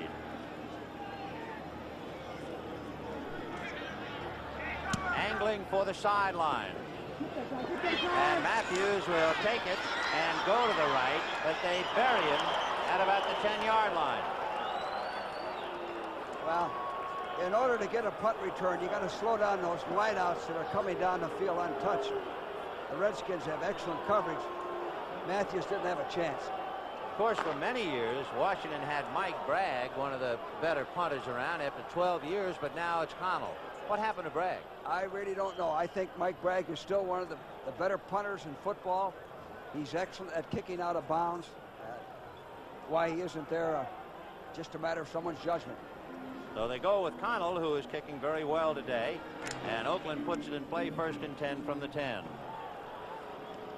Branch goes right. Casper, the tight end, on the left side. Chester is the tight end on the right side. Whittington and Van Egan, and they go to Van Egan. Van Egan gets it out to the 14. So it should be 2nd and 6. Well, you know, there's a lot of pressure on Pastorini. They're fighting now. The Redskins have the momentum. They're fighting to keep this 3-point lead. He's thinking down here he might like to throw the ball. He's thinking, hey, should I run the ball or should I throw the football? He's bound to be a little bit tense in here. 2nd and 6 from the 14. Van Egan and Whittington, and here comes Whittington. Dropped right at the line of scrimmage by Tony Peters, who came up and came across to get him. Now the Redskins can come in with a nickel. It's a passing situation. So Tony Peters, who has made 2 big interceptions, along with one by Joe Lavender, now makes a big tackle, and it's 3rd and 7 from the 13. 85 just came in. Chandler, sure hands, a disciplined receiver. A good acquisition for this ball club. So we'll see if Pastorini will go in that direction. Chandler has not had a ball yet today. 3rd and 7. And he completes it to Casper, who took it away from Tony Peters and got the first down. Well, if he doesn't catch it, it's almost interference. He's all over him. Well, that's the end of the 3rd quarter with the score, Oakland 17, Washington 14. We pause for a word from your local station. It's breathtaking, it's dazzling, it's unbelievable. It's special effects The Empire Strikes Back with host Mark Hamill Monday at 8, 7 Central and Mountain. This is CBS.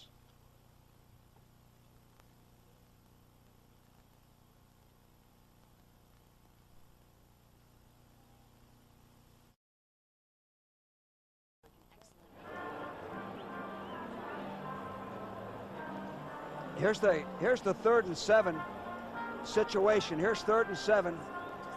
Pastorini to Casper. Good protection again. Casper's concentration. Peters is all over him. Picks up the first down. What a big play that is, Ben. It sure is for Casper. You can see 3 receptions, 1 of them for a touchdown today. 17-14 Oakland at the start of the 4th quarter. 1st and 10 on the Oakland 24. Chester, the tight end, goes to the right side. Branch is left and Chandler right.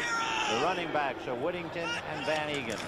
And it's Van Egan carrying the club almost out to the 30-yard line. 45,163 here today. A little over 2,000 no-shows. And they are enjoying balmy weather in Oakland. They tell us the weather up here for about a month has not been too good, but boy, it has come up bright and shiny. It was 75 at kickoff.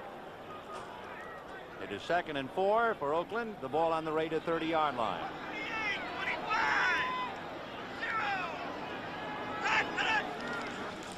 Play action fake, and Pastorini's going to dump it off, and he led Whittington too much. However, Brad Dusick had read the play. Even had Whittington caught the ball, I think Dusick would have swallowed him up. Now this is a good call. 2nd down. Play action. Fakes to the tailback. Looks downfield. Dusick's right there, 59. Also 27, Kenny Houston. But he threw the ball badly. You might have heard the crowd cheering a little bit. One reason they were cheering is that Jim Plunkett got up off the bench and began to throw the football. 3rd and 4 on the 30. So Pastorini on a 3rd and 4 goes to Bradshaw at the 42-yard line for the first down. Morris Bradshaw, 7 years out of Ohio State, picks up the first down. What he did was very smart. He went one-on-one. Jarris White, 45, was covering 81. Morris Bradshaw. Pastorini read him and threw a strike. Well, he threw that ball like nothing had happened, like he'd been throwing a no-hitter. The 1st and 10 on the Oakland 42. Chandler and Branch go slot left. Chester, the tight end, on the right side. Van Egan in motion. And it'll be Kenny King. He has Henry Lawrence blocking, and he got to the 45-yard line. Henry Lawrence out of Florida A&M, who's been a guard and a tight end, number 70, and he was leading the pack for Kenny King. He's 6'4" and 270, doing a lot of work up front. Well, we've talked about that. They have a big, strong offensive line. They've got veterans like Upshaw, who's still a fine guard, and they've sprinkled it in with some young talent. That offensive line should be strong for years. 2nd and 7, the ball on the 45-yard line of Oakland. Pastorini to Kenny King, and King's got daylight. To the 35, 30, and wrestled out of bounds. Lamar Parrish finally knocked him out of bounds, and they're going to spot the ball at the 25-yard line of Washington. If the Raiders win this ball game, it's because of their running game more than anything else. Again, they run a strong side sweep. Good blocking. Now watch 85. Chandler blocking Parrish, giving him another 10, 15 yards. Chandler's one of the few receivers that'll still block. So Al Davis, obscured for the moment at least, has to feel a little bit better on that 30-yard scamper by King. 1st and 10 on the Washington 25. Whittington going around, stumbled and fell down. Van Egan had a big job. He was trying to block Coy Bacon and Pete Wysocki, and then Whittington tripped and went down. But keep your eye on Van Egan, number 30. He's got to take on 2 men. Bacon, and Bacon drilled him. Wysocki, and meanwhile Whittington fell down. Wysocki, Pete had good outside position. There were no way they were going to circle Pete on that. 2nd and 12 on the 27. Oakland driving with Chandler and Branch in a slot right. Casper back in, the tight end on the left side. All alone is Whittington, and Whittington upended at the 20 and goes down at about the 16. Brad Dusack knocked him down. Meanwhile, Pastorini was flattened, but he got his pass off. This is what we call a delivery sack. Just as he's hit, he's throwing. The wide people clear out, underneath pattern. Good execution. The man who lowered the boom was Paul Smith, a 13-year veteran out of New Mexico. He's 255 pounds, and Pastorini would be the first to attest to that fact. Watch this. Boom. Good lick in there, right to the choppers. So 3rd and 2 on the 17. Quick handoff to Van Egan, and he's to the 10-yard line. Monty Coleman, number 51, finally bringing him down. Well, the Raiders' running game today has been very, very successful. Here's 3rd and 2. Look at the big hole. They took the middle linebacker out of there. Egan reads his blocking real well. Picks up more yardage than the play is designed for. The ball is inside the 10-yard line, so it's a 1st and goal from inside the 10. Whittington and Van Egan, Branch and Chandler go left. Casper is on the right side. They try Van Egan. He doesn't find a hole, so he goes off right tackle and gets down to about the 7. Right in this area, Vin, is where it's real difficult for the defense to stop a play-action pass, a pass where you fake a run. They're running the ball very well, and then your tight end slips out, runs across the field, a crossing pattern, and the Raiders do that very well. So 2nd and goal. The ball is about 6.5 yards away from the end zone. Kenny King, Mark Van Egan, the running back. Kenny King. Down to about the 5, Paul Smith, who earlier made the lick on Pastorini, this time able to make the tackle. Kenny King, a workhorse in the Oakland attack. His numbers so far: King has rushed 20 times for 111 yards. Van Egan 10 times for only 35 yards. Whittington 7 times for 49 yards. So actually Whittington and King are doing the bulk of the running, and Van Egan is doing a lot of blocking. 3rd and 5, 3rd and goal from the 5.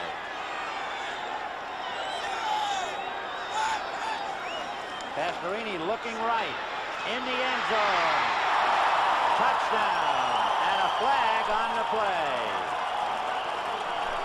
Bob Chandler making his first catch of the day, but let's wait on the call. The way the players are reacting, it was against Washington. Yep, offside. Defense declined. Offside, Washington declined.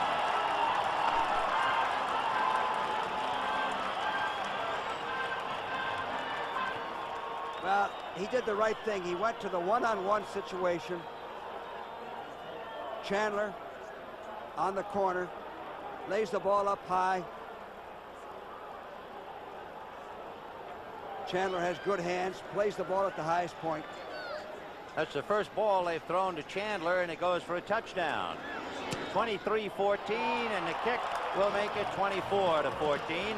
So for the third time today, the Oakland Raiders lead Washington by 10. Only now there's only 9:45 left in the game. At about $4.50 a quart, this is one of the most expensive motor oils in the world. Or is it? If you drive 25,000 miles a year, the money you save on gas, oil changes, and oil filters alone can add up to $83. Up to $83 by switching from conventional 10W40 motor oil to synthetic Mobil 1. Mobil 1, the oil that saves you gas and more.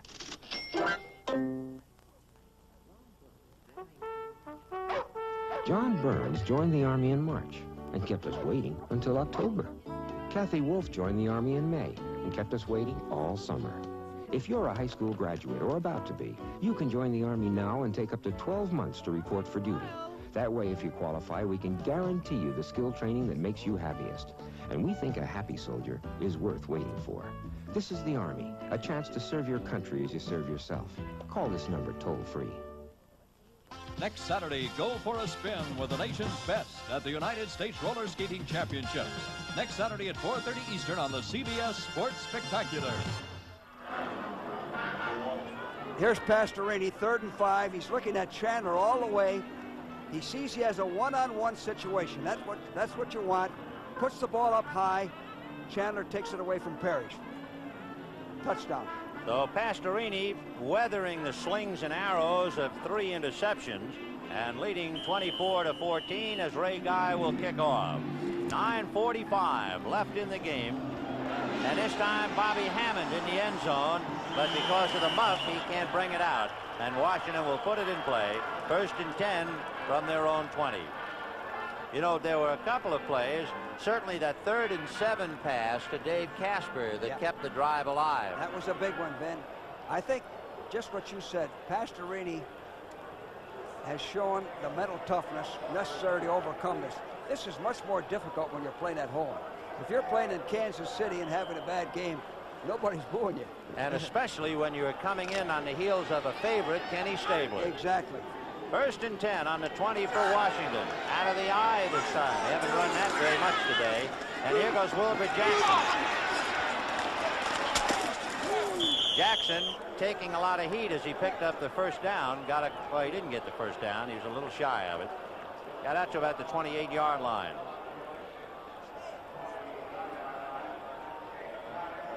So Wilbur Jackson picks up a big chunk. It'll be 2nd and 2 on the 28. Two things are tough this time of year. Playing on a baseball infield, it's really tough to spot the ball. And it's tough for Purchase, tough for the men to run. Yes, it is. 2nd and 2. Ricky Klatt. Nelson had him, and down he goes. Well, Joe's going to have to put the ball up in the air and get a couple of quick scores here. A couple of yards for Klatt to get that 1st down. It was 2nd and 2, and he moves it out to the 32. Theismann with 8.5 minutes at his disposal, and he's down by 10. Jack Pardee 3 times has trailed by 10. Twice they've cut it to 3, but like the elusive carrot chased by the rabbit, they just can't quite catch up.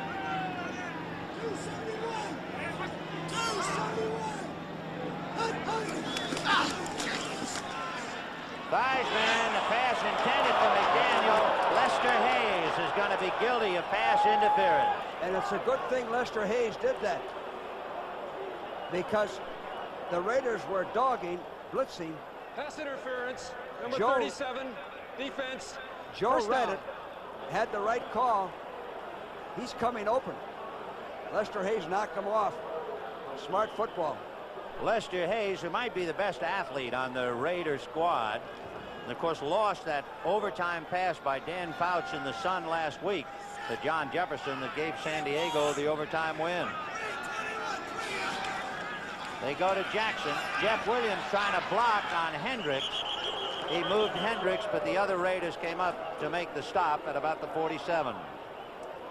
You know, that's a little bit of a gamble when you're ahead 24-14 to win with an all-out blitz. You can give the opposition a big play when they don't earn it that much. You know what I mean, Ben? Indeed. Make them earn anything. Don't put something up there that they shouldn't get.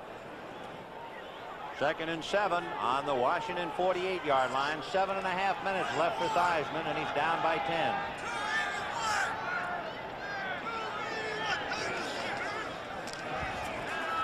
And he's going to get some heat. He got away from Matuzak.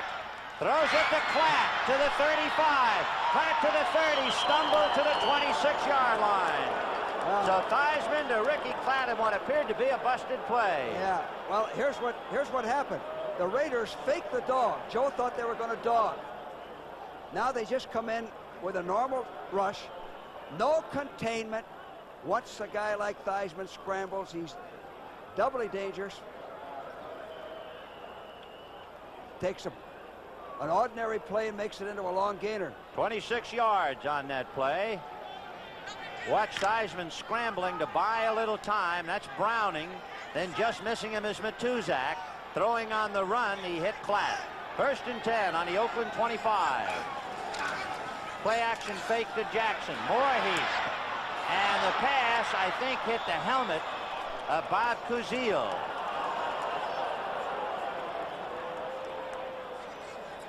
So the flag on the play. Well, it's a play action pass. Here's the official. The forward pass accidentally hit the offensive center. Loss of down only. 2nd down. A yard. Hit Kuzil right in the helmet. Watch number 54 standing up. He's backing up looking for blockers. And now watch the pass. That's bong. Very low. It's not Kuzil's fault. So 2nd and 10 on the 25. We have 6 minutes and 40 seconds left. You see New England leading Seattle by 3 in the 4th.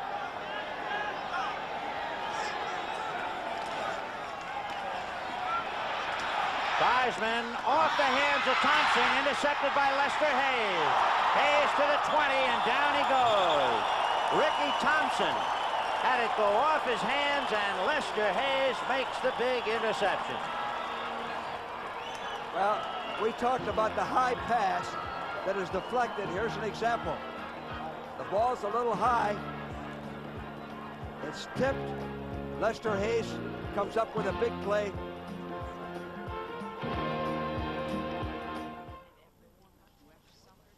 I told my Allstate agent I can't afford life insurance. Well, John, don't put marbles in the penny wrappers. He told us about one of Allstate's affordable life plans. For a 28-year-old, $50,000 of decreasing term insurance for about $11 a month. These pennies could pay for a couple of months. Well, John...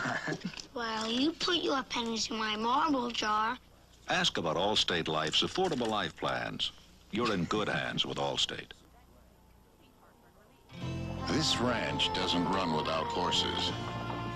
And the horses don't run without you. But when you've hammered out a day's work, you meet up with Miller Time. When it's time to relax. Time for the best tasting beer you can find. One beer stands clear. Miller High Life. If you've got the time, we've got the beer. Next Saturday, go trackside to the World Team Speedway Championships and rinkside to the U.S. Roller Skating Championships. 4:30 Eastern next Saturday on the CBS Sports Spectacular. A reminder for you good folks on the East Coast, 60 Minutes will be seen in its entirety following the football telecast. On the West Coast, 60 Minutes will be seen immediately following the presidential debate. We'll take a look at Lester Hayes and his big interception in a moment, but right now let's go back live. 1st and 10 for Oakland, the ball on the Oakland 20-yard line. So that's the biggest interception of the day, certainly saved the day for Oakland. Mark Van Egan out across the 25-yard line. Again, let's go back and see Theismann getting some heat. Play action with Wilbur Jackson. Just did get away from Cedric Hartman, and there's the reception off the hands of Ricky Thompson. Finally picked off by Lester Hayes at about the 8-yard line, and Hayes brings it back to the 20. On that catch, there was a tremendous collision, and Monty Jackson was shaken up on it, but apparently okay. 2nd and 5 on the 25. Kenny King out to about the 27. Now here's where you want to control the ball, keep the clock moving, grind it out, get the first downs. That's what you think offensively. Defensively, the Redskins defense, they have to stop. They can't give them a first down. They got to think in terms of taking the ball away. 3rd and 2 on the Oakland 28-yard line. So Pastorini, who's been able to move his team, but he has thrown 3 critical interceptions. Finally, he and the Raiders are helped by an interception. 3rd and 2 from the 28. Kenny King. And he is out across the 30. And I'll tell you what we ought to do. We should show that play again and look at Henry Lawrence putting a block on the strong safety Kenny Houston, because that's what made the play. They're going to see number 70 pull, and he's going to level number 27. There goes behind the pack. That's the feed of Kenny Houston. A great block by Henry Lawrence. And King will get the headline. They've had a lot of success running the left side of that Redskin defense today. Here's another look. Watch 27 go up, and there's the block. Almost a clip as he turned. So it's 1st and 10 on the Oakland 36. And Pastorini with a flag on the play. He wanted a hand off, and there wasn't a taker. On that last play, Vin, everything is on the strong safety the way the Redskins played it. He has to try to take the block around and make the tackle. That's a tough play for Kenny Houston. New England leading Seattle 30-24. And let's see the interpretation of the flag. It is certainly against Oakland. Back to the 25. Jerry Markbright. Holding, number 70, offense, first down. Well, you win one and you lose one. Henry Lawrence is guilty of holding this time. 1st and 20 on the Oakland 26-yard line with 5 minutes left in the game. Look at what the Rams finally waking up offensively, ripping Green Bay by 30.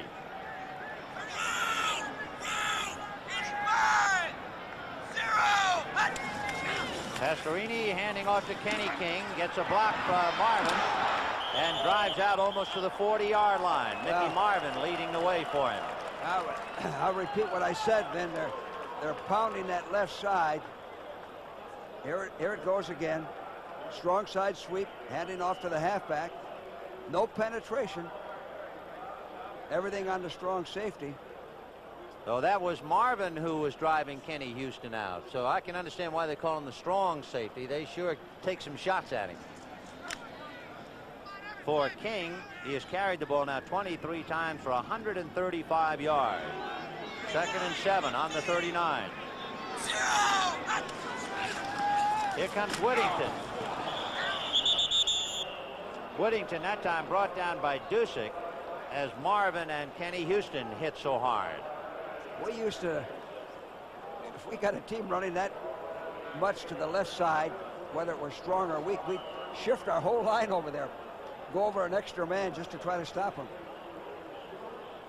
So Jack Pardee realizing now, of course, he is not only fighting the Raiders but also time, and time will always win. 4 minutes and 23 seconds left in the game, and the Raiders are leading by 10, 24-14.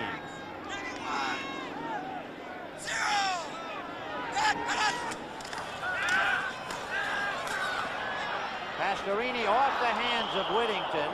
Well, Ben, you know what? Again, that ball is thrown behind him. See, Whittington's running completely across the field. He's got a good head of steam. Now watch the ball. It's thrown behind him. See that? Off his left shoulder. He probably should have had it. You know, the Raiders, Ben, have made 223 yards running today. 223 yards running.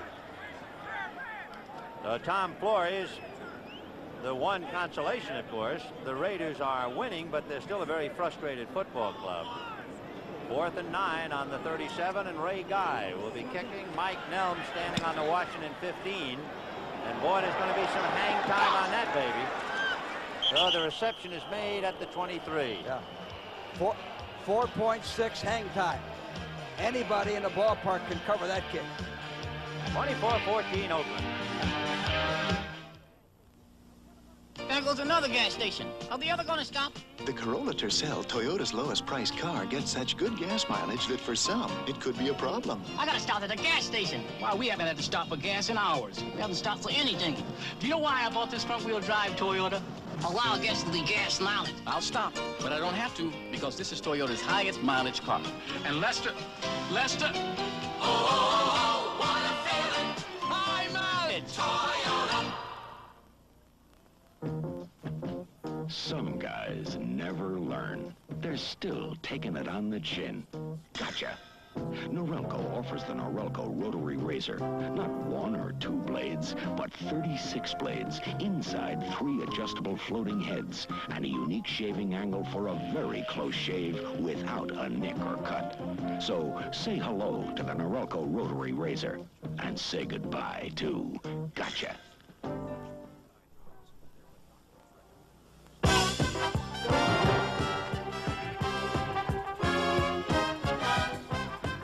Back in New York, I'm Brent Musburger with an update, and the Tampa Bay-Dallas game has turned completely around on 2 plays. Doug Williams drove the Buccaneers down by 4 points, then he pressured the pass. Charlie Waters intercepted. Then it was Danny White and the Cowboys going the length of the field. 7-yard scoring strike to Billy Joe Dupree, and now the Cowboys lead Tampa Bay by a score of 28-17. And the Rams are up on Green Bay 51-21. Let's send you back now to Vince Scully in Oakland. Oakland leading Washington 24-14. We'll get an update on the Dallas Cowboys-Tampa Bay game in the 100-degree heat down there. And now, 1st and 10 for Joe Theismann and Washington with 4 minutes left, and it's 24-14 Oakland. Theismann settling and going to the right side, got his man going out of bounds at the last moment, Ricky Thompson, and he made the reception. You know, I like what Joe did there. No matter what the defense is, he's outside of the rush. Comes right out.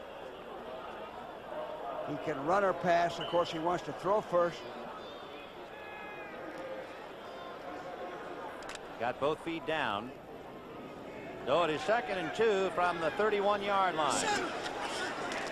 Both backs release. No good. Intended for Buddy Hardiman, who was coming out of the backfield along with Clarence Harmon. Matt Millen was there. Actually, then what you do in this situation, there's 3:51 to play, but you're down by 10 points. You start your 2-minute drill right now. 3:51 left. Hardiman and Thompson coming out. Walker is back in there as the tight end on the right side. McDaniel goes right and Monk goes left. Only this time they try Harmon. Harmon gets out to the 35-yard line. So on a 3rd and 2, they go for the first down, and he would appear to have made it, yes. 35. 1st and 10 from the 35. Gain of 4. Again, both backs are out. Theismann has Walker. And Walker made it at the 45-yard line and then came backwards. I think he might have had a first down, and he kept moving. Then Joe Theismann is a very good 2-minute quarterback. 2nd and 1 on the 44. He's got his first down to Harmon. And Harmon drives for a little more and gets to midfield. He's throwing that ball. Everybody has to be in shape when you start your 2-minute drill this early. 1st and 10 with 2:53 left in the game. Theismann going to throw it out of bounds. John McDaniel down there, defended by Mike Davis. So that'll stop it with 2:49 left in the game. Oakland 24, Washington 14. there's a man in Washington, D.C., who's known as Mr. Washington, D.C., and he's 92 years old today, and we want to send him a happy birthday. Milton Kronheim. Second and 10 from midfield. 24-14 Oakland. Monk is right, and Thompson back in there left. Theismann off the hands of Jeff Barnes. The pass was intended for Ricky Thompson, so Barnes almost had one. Jeff, who played up here at Cal, been with the Raiders for 4 years, and it went right off his hand. Well, Barnes has good height, and he got up in the air, and you have to throw over a defender like that or throw between them, and Joe tried to throw over him. He made a good play. The third and 10, 2 minutes and 44 seconds left in the game. 24-14 Oakland. And Washington trying desperately to get on the boards again and quickly.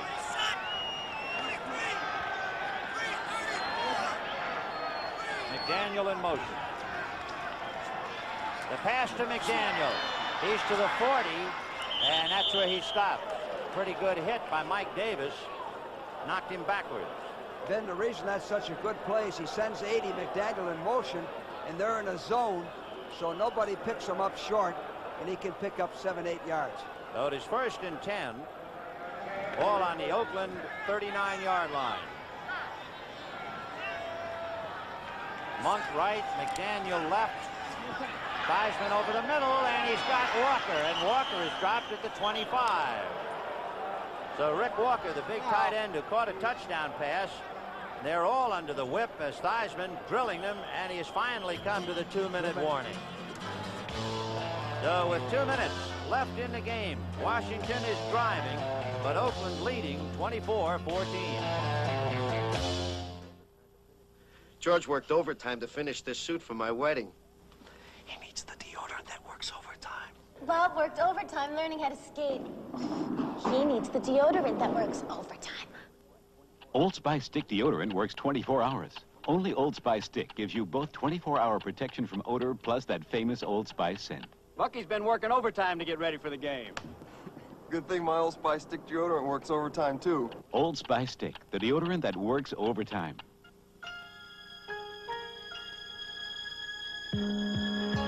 Taste Sheridan. Taste Sheridan. Come to a Sheridan. I love the taste of Sheridan's. You're gonna love every inch of the place. We've got taste. Sheridan, you've got taste. We've got style. For a taste of Sheridan worldwide, call 800-325-3535. We've got taste. 24-14 Oakland with 2 minutes left. Our thanks to the executive producer, Charles Milton, our producer, Bob Rowe, director, John McDonough. Particular thanks to our statistician, Dr. Bob Woods, and to all of the other fellows that worked so hard to bring the ball game to you. And there is still a lot left in it. Washington driving as it first and 10 on the Oakland 25 with 2 minutes left. Joe Theismann has gone 17 for 21 and 189 yards and 1 touchdown. Well, you know, Ben, if he can score in here, they can still go for an onside kick and tie this ball game up. First and 10 from the 25. In motion is McDaniel. Theismann has it broken up, intended for Harmon. He thought that Barnes had interfered with him, but the call says no. Cedric Hartman putting some heat on Theismann. Well, it was a good play by the defense. Redskins used motion again, sending McDaniel in motion. They wanted to hit McDaniel. They took McDaniel away from him. The Raiders did. Good defensive play. So second and 10 on the 25. 4 precious seconds go down the drain on that one. Monk and McDaniel go left. The pass is low to Jackson, no good. He never had it. Flag on the play, Vin. It'll be a holding call against Washington. So in their haste to buy time, that precious commodity, Washington is guilty of holding, and there's 1:51 left in the game. Well, the reason the ball was low is that Theismann was rushed, and he threw it backpedaling, threw it off balance. Holding, number 63, offense, second down. That's Fred Dean, who is spelling Terry Hermeling, and Dean is guilty of the holding infraction. Well, they missed Terry Hermeling and George Stark, two fine tackles that can run block and pass block. So 2nd and 20 on the Oakland 35-yard line. 1:51 left. Oakland 24, Washington 14. Thompson and Jackson go left. Theismann is going to be buried. Big number 90, Willie Jones, got him along with Cedric Hardman. But Willie Jones last year had 10 quarterback sacks. And he's going to get another one. Here he comes. They bring Willie Jones in a passing situation. Joe's hurt on this. Right here, let's see. And there's another flag on the play. Well, what he did, he bounced him. He bounced him. And Theismann is hurt. Oh, unnecessary roughness, number 90, defense. So Willie Jones is guilty of unnecessary roughness, and I don't Was it a sack? That Theismann is going to be able to continue. Let's see. What he it's did, runner, Ben. It's a sack. We're going to go 15 from this spot. We're going to go at least back to the line of scrimmage. Yeah. That's what Jim Youngblood did to Tommy Kramer. Do you remember that situation? Right. He made the tackle and then he bounced him. Now watch, he picks him up like a takedown. Watch him pick him up and bounce him here now. Spot of the foul. Right here. First down. Right there. You see that? You can break a collarbone there or get a shoulder separation. And that's what Theismann's finished. That's what happened to Kramer against the Rams when Youngblood hit him like that. There's Mike Kruchek coming in to take over for the injured Joe Theismann with 1:46 left in the game.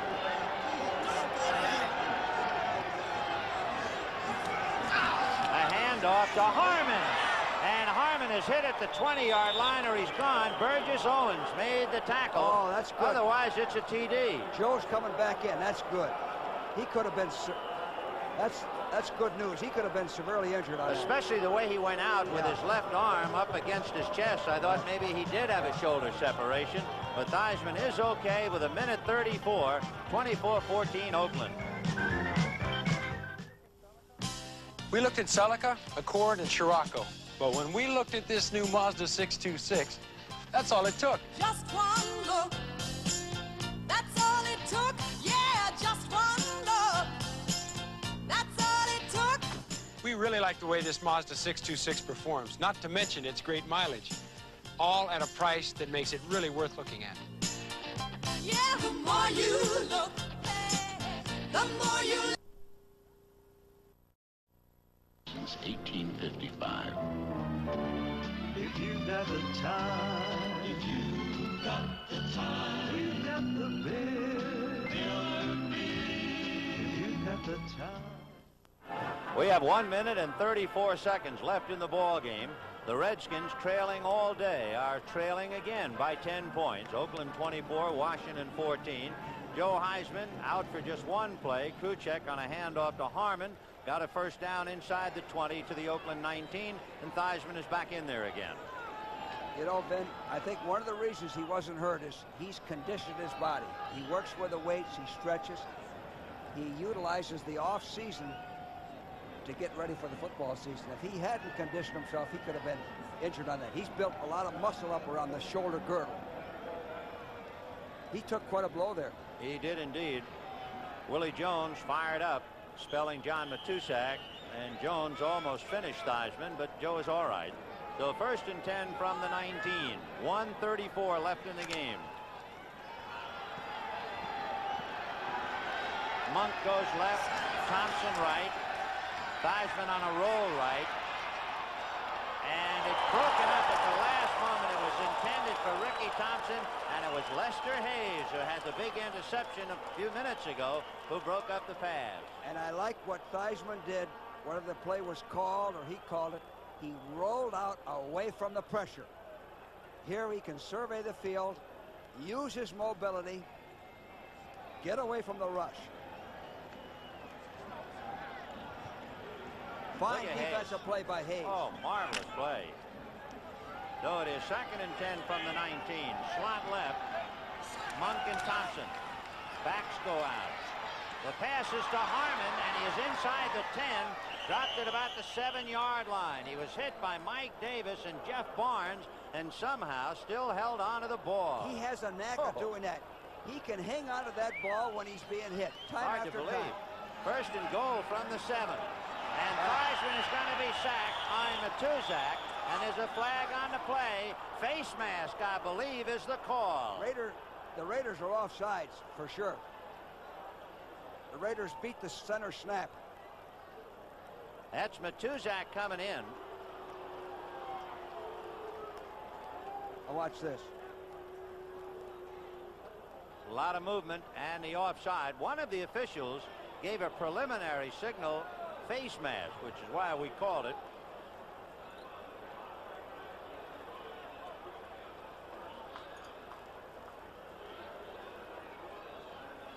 This has been a long 4-minute drill.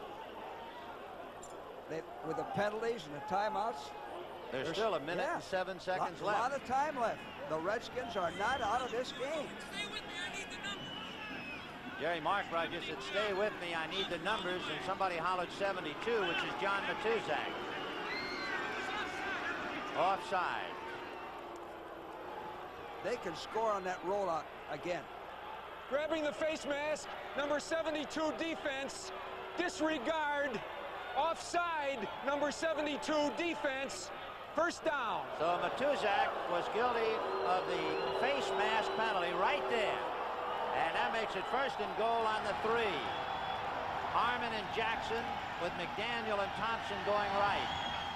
And Thompson in motion. There it is. Theismann looking in the end zone, and a driving attempt by Thompson, no good. Burgess Owens and Monty Jackson right there. Ben, that's that same rollout I just talked about. Rollout, either left or right, pass first, run second. He showed pass a little bit too much. He got to kind of force so that they got to worry about the run. He went too deep, and the Raiders didn't bother to force on the run. They all played pass. So a minute left. 3rd and goal from the 3.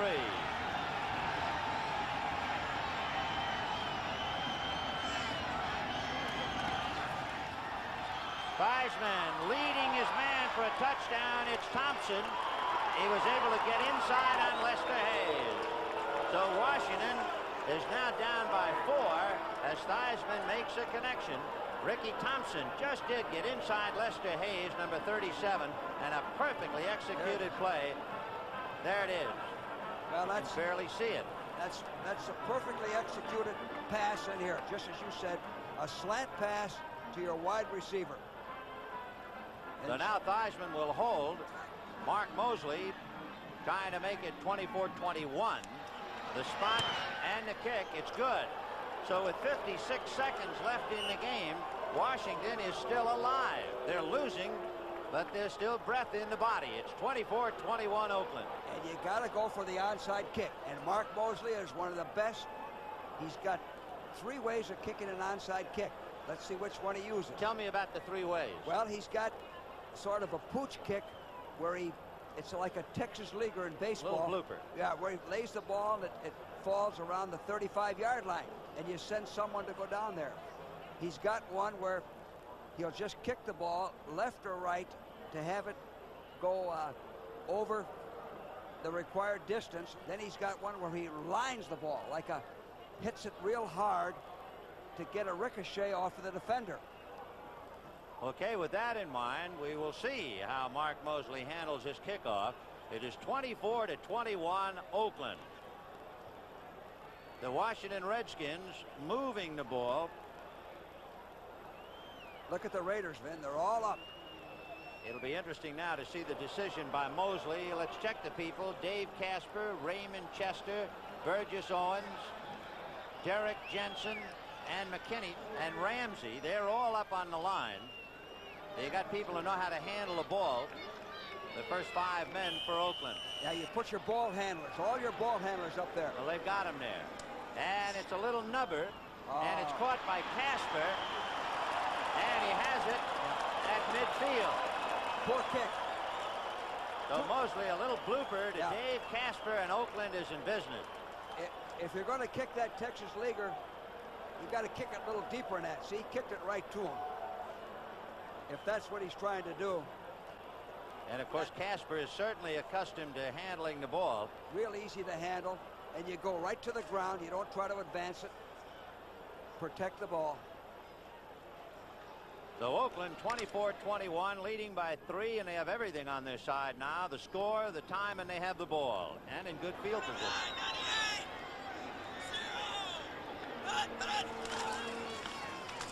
Kenny King running into people. Dusak has him by the knees, and that'll be the end of that play. Defensively, then, you use your timeouts. You use every timeout you have, and you take them just as quickly as you can. If there has to be, George, maybe a difference in this game, it could very well be the running of Kenny King.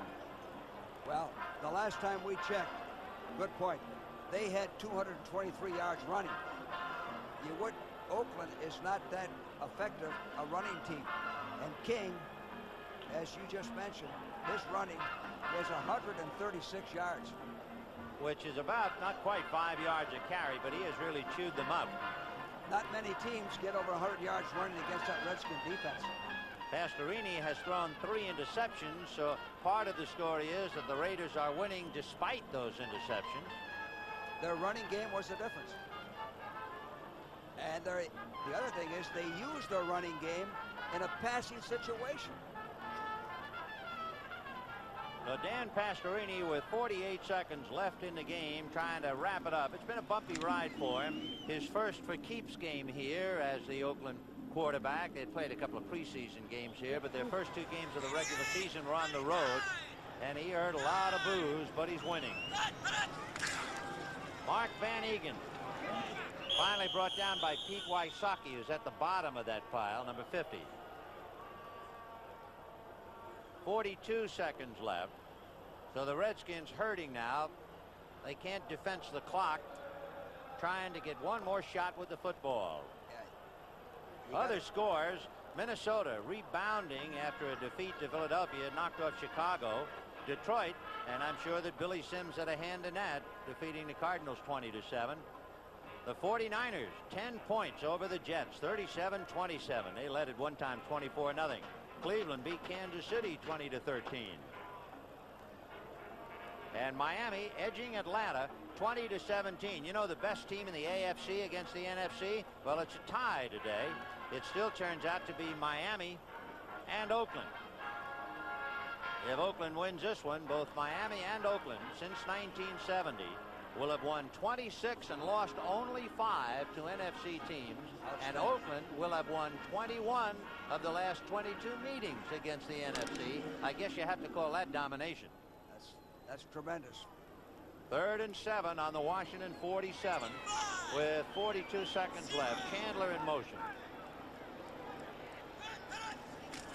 It'll be Kenny King trying to get outside Dusak, and Dusak made a good play to upend him. And Kenny King also made a good play. If he kept going, he'd have gone out of bounds and stopped the clock. He stopped and gave himself up. 26 seconds and counting now. On a 4th and 8, of course, Oakland can consume all the time. There's Tom Flory saying, take your time, fellas. We just let the clock run. Nope.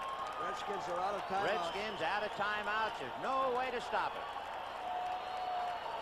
And Mike Davis puts his arms around Flores, and congratulations, Dan Pastorini. Shaking hands.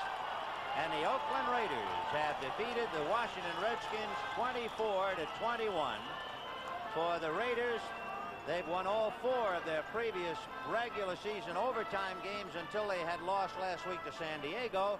They rebounded, not with a particularly great effort, but Washington tenaciously hanging tough.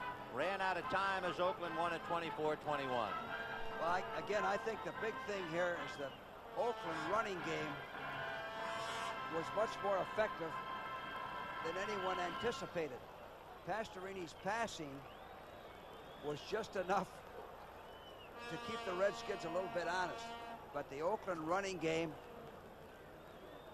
was used at the proper time, used against the nickel defense. King's running. He's going to be an outstanding back for them. And Van Egan's running. Here's the interesting thing. As we said earlier, one of the big differences, the running game of the Raiders and the non-existent running game of the Washington Redskins. For instance, Wilbur Jackson carried 9 times for 18 yards. That's nothing. Harmon carried 6 times for 21 yards. That's only a little better than 3 a carry. Ricky Klatt carried 8 times for only 30 yards, less than 4 yards a carry. So without a running game, Theismann was exposed. You knew all he could do was scramble and pass, and that's hardly ever enough. And really, he did a good job under the circumstances. He kept his ball club in right till the end, and also the Redskin defense coming up with 3 big interceptions put them back in the ball game. I thought that the Raiders played like they were going to blow the Redskins out, but offensive mistakes and the Redskins defense and Theismann scrambling made a ball game out of it. So Oakland continued to lead by 10 for most of the game. Washington came back to narrow it, but Oakland the winner, 24-21. This is Vin Scully for George Allen. Now back to CBS and NFL Control in New York. All right, thank you very much, Pat Summerall. Let's quickly take everyone around the scoreboard before we send you into the premiere of 60 Minutes tonight. The Dallas Cowboys, as you just witnessed, defeated Tampa Bay 28-17. The Bucs lose for the first time. 30-13, San Diego wins a game in Denver. They did not win an entire game there throughout the 70s. Last victory there for the Chargers, 68. Final, Oakland 24, Washington 21. AFC and NFC now are tied. Game still in progress, 37-31. New England over Seattle. And Los Angeles routs Green Bay 51-21. They intercept passes 99 and 83 yards for a touchdown. Houston downs Baltimore 21-16 is the final score there. Buffalo comes back against New Orleans 35-26. 20-13, Cleveland over Kansas City is a final. 30-28, Cincinnati upsets the defending world champions. All finals, Miami over Atlanta, 20-17 was the final there. Billy Sims got 95 yards and 1 touchdown. Detroit beat St. Louis, and the Lions are unbeaten. 34-14, Minnesota, winner over Chicago. They shut down on Peyton, and San Francisco shuts down the Jets by 10, 37-27. So for Irv Cross and Jimmy the Greek, I'm Brent Musburger saying so long from New York. We hope that you've enjoyed the NFL Today on CBS. 60 Minutes is next. Get ready for television events. 60 Minutes, last year's most popular program, kicks off its new season with 3 brand new stories. Be there for the season premiere of 60 Minutes. Next on CBS.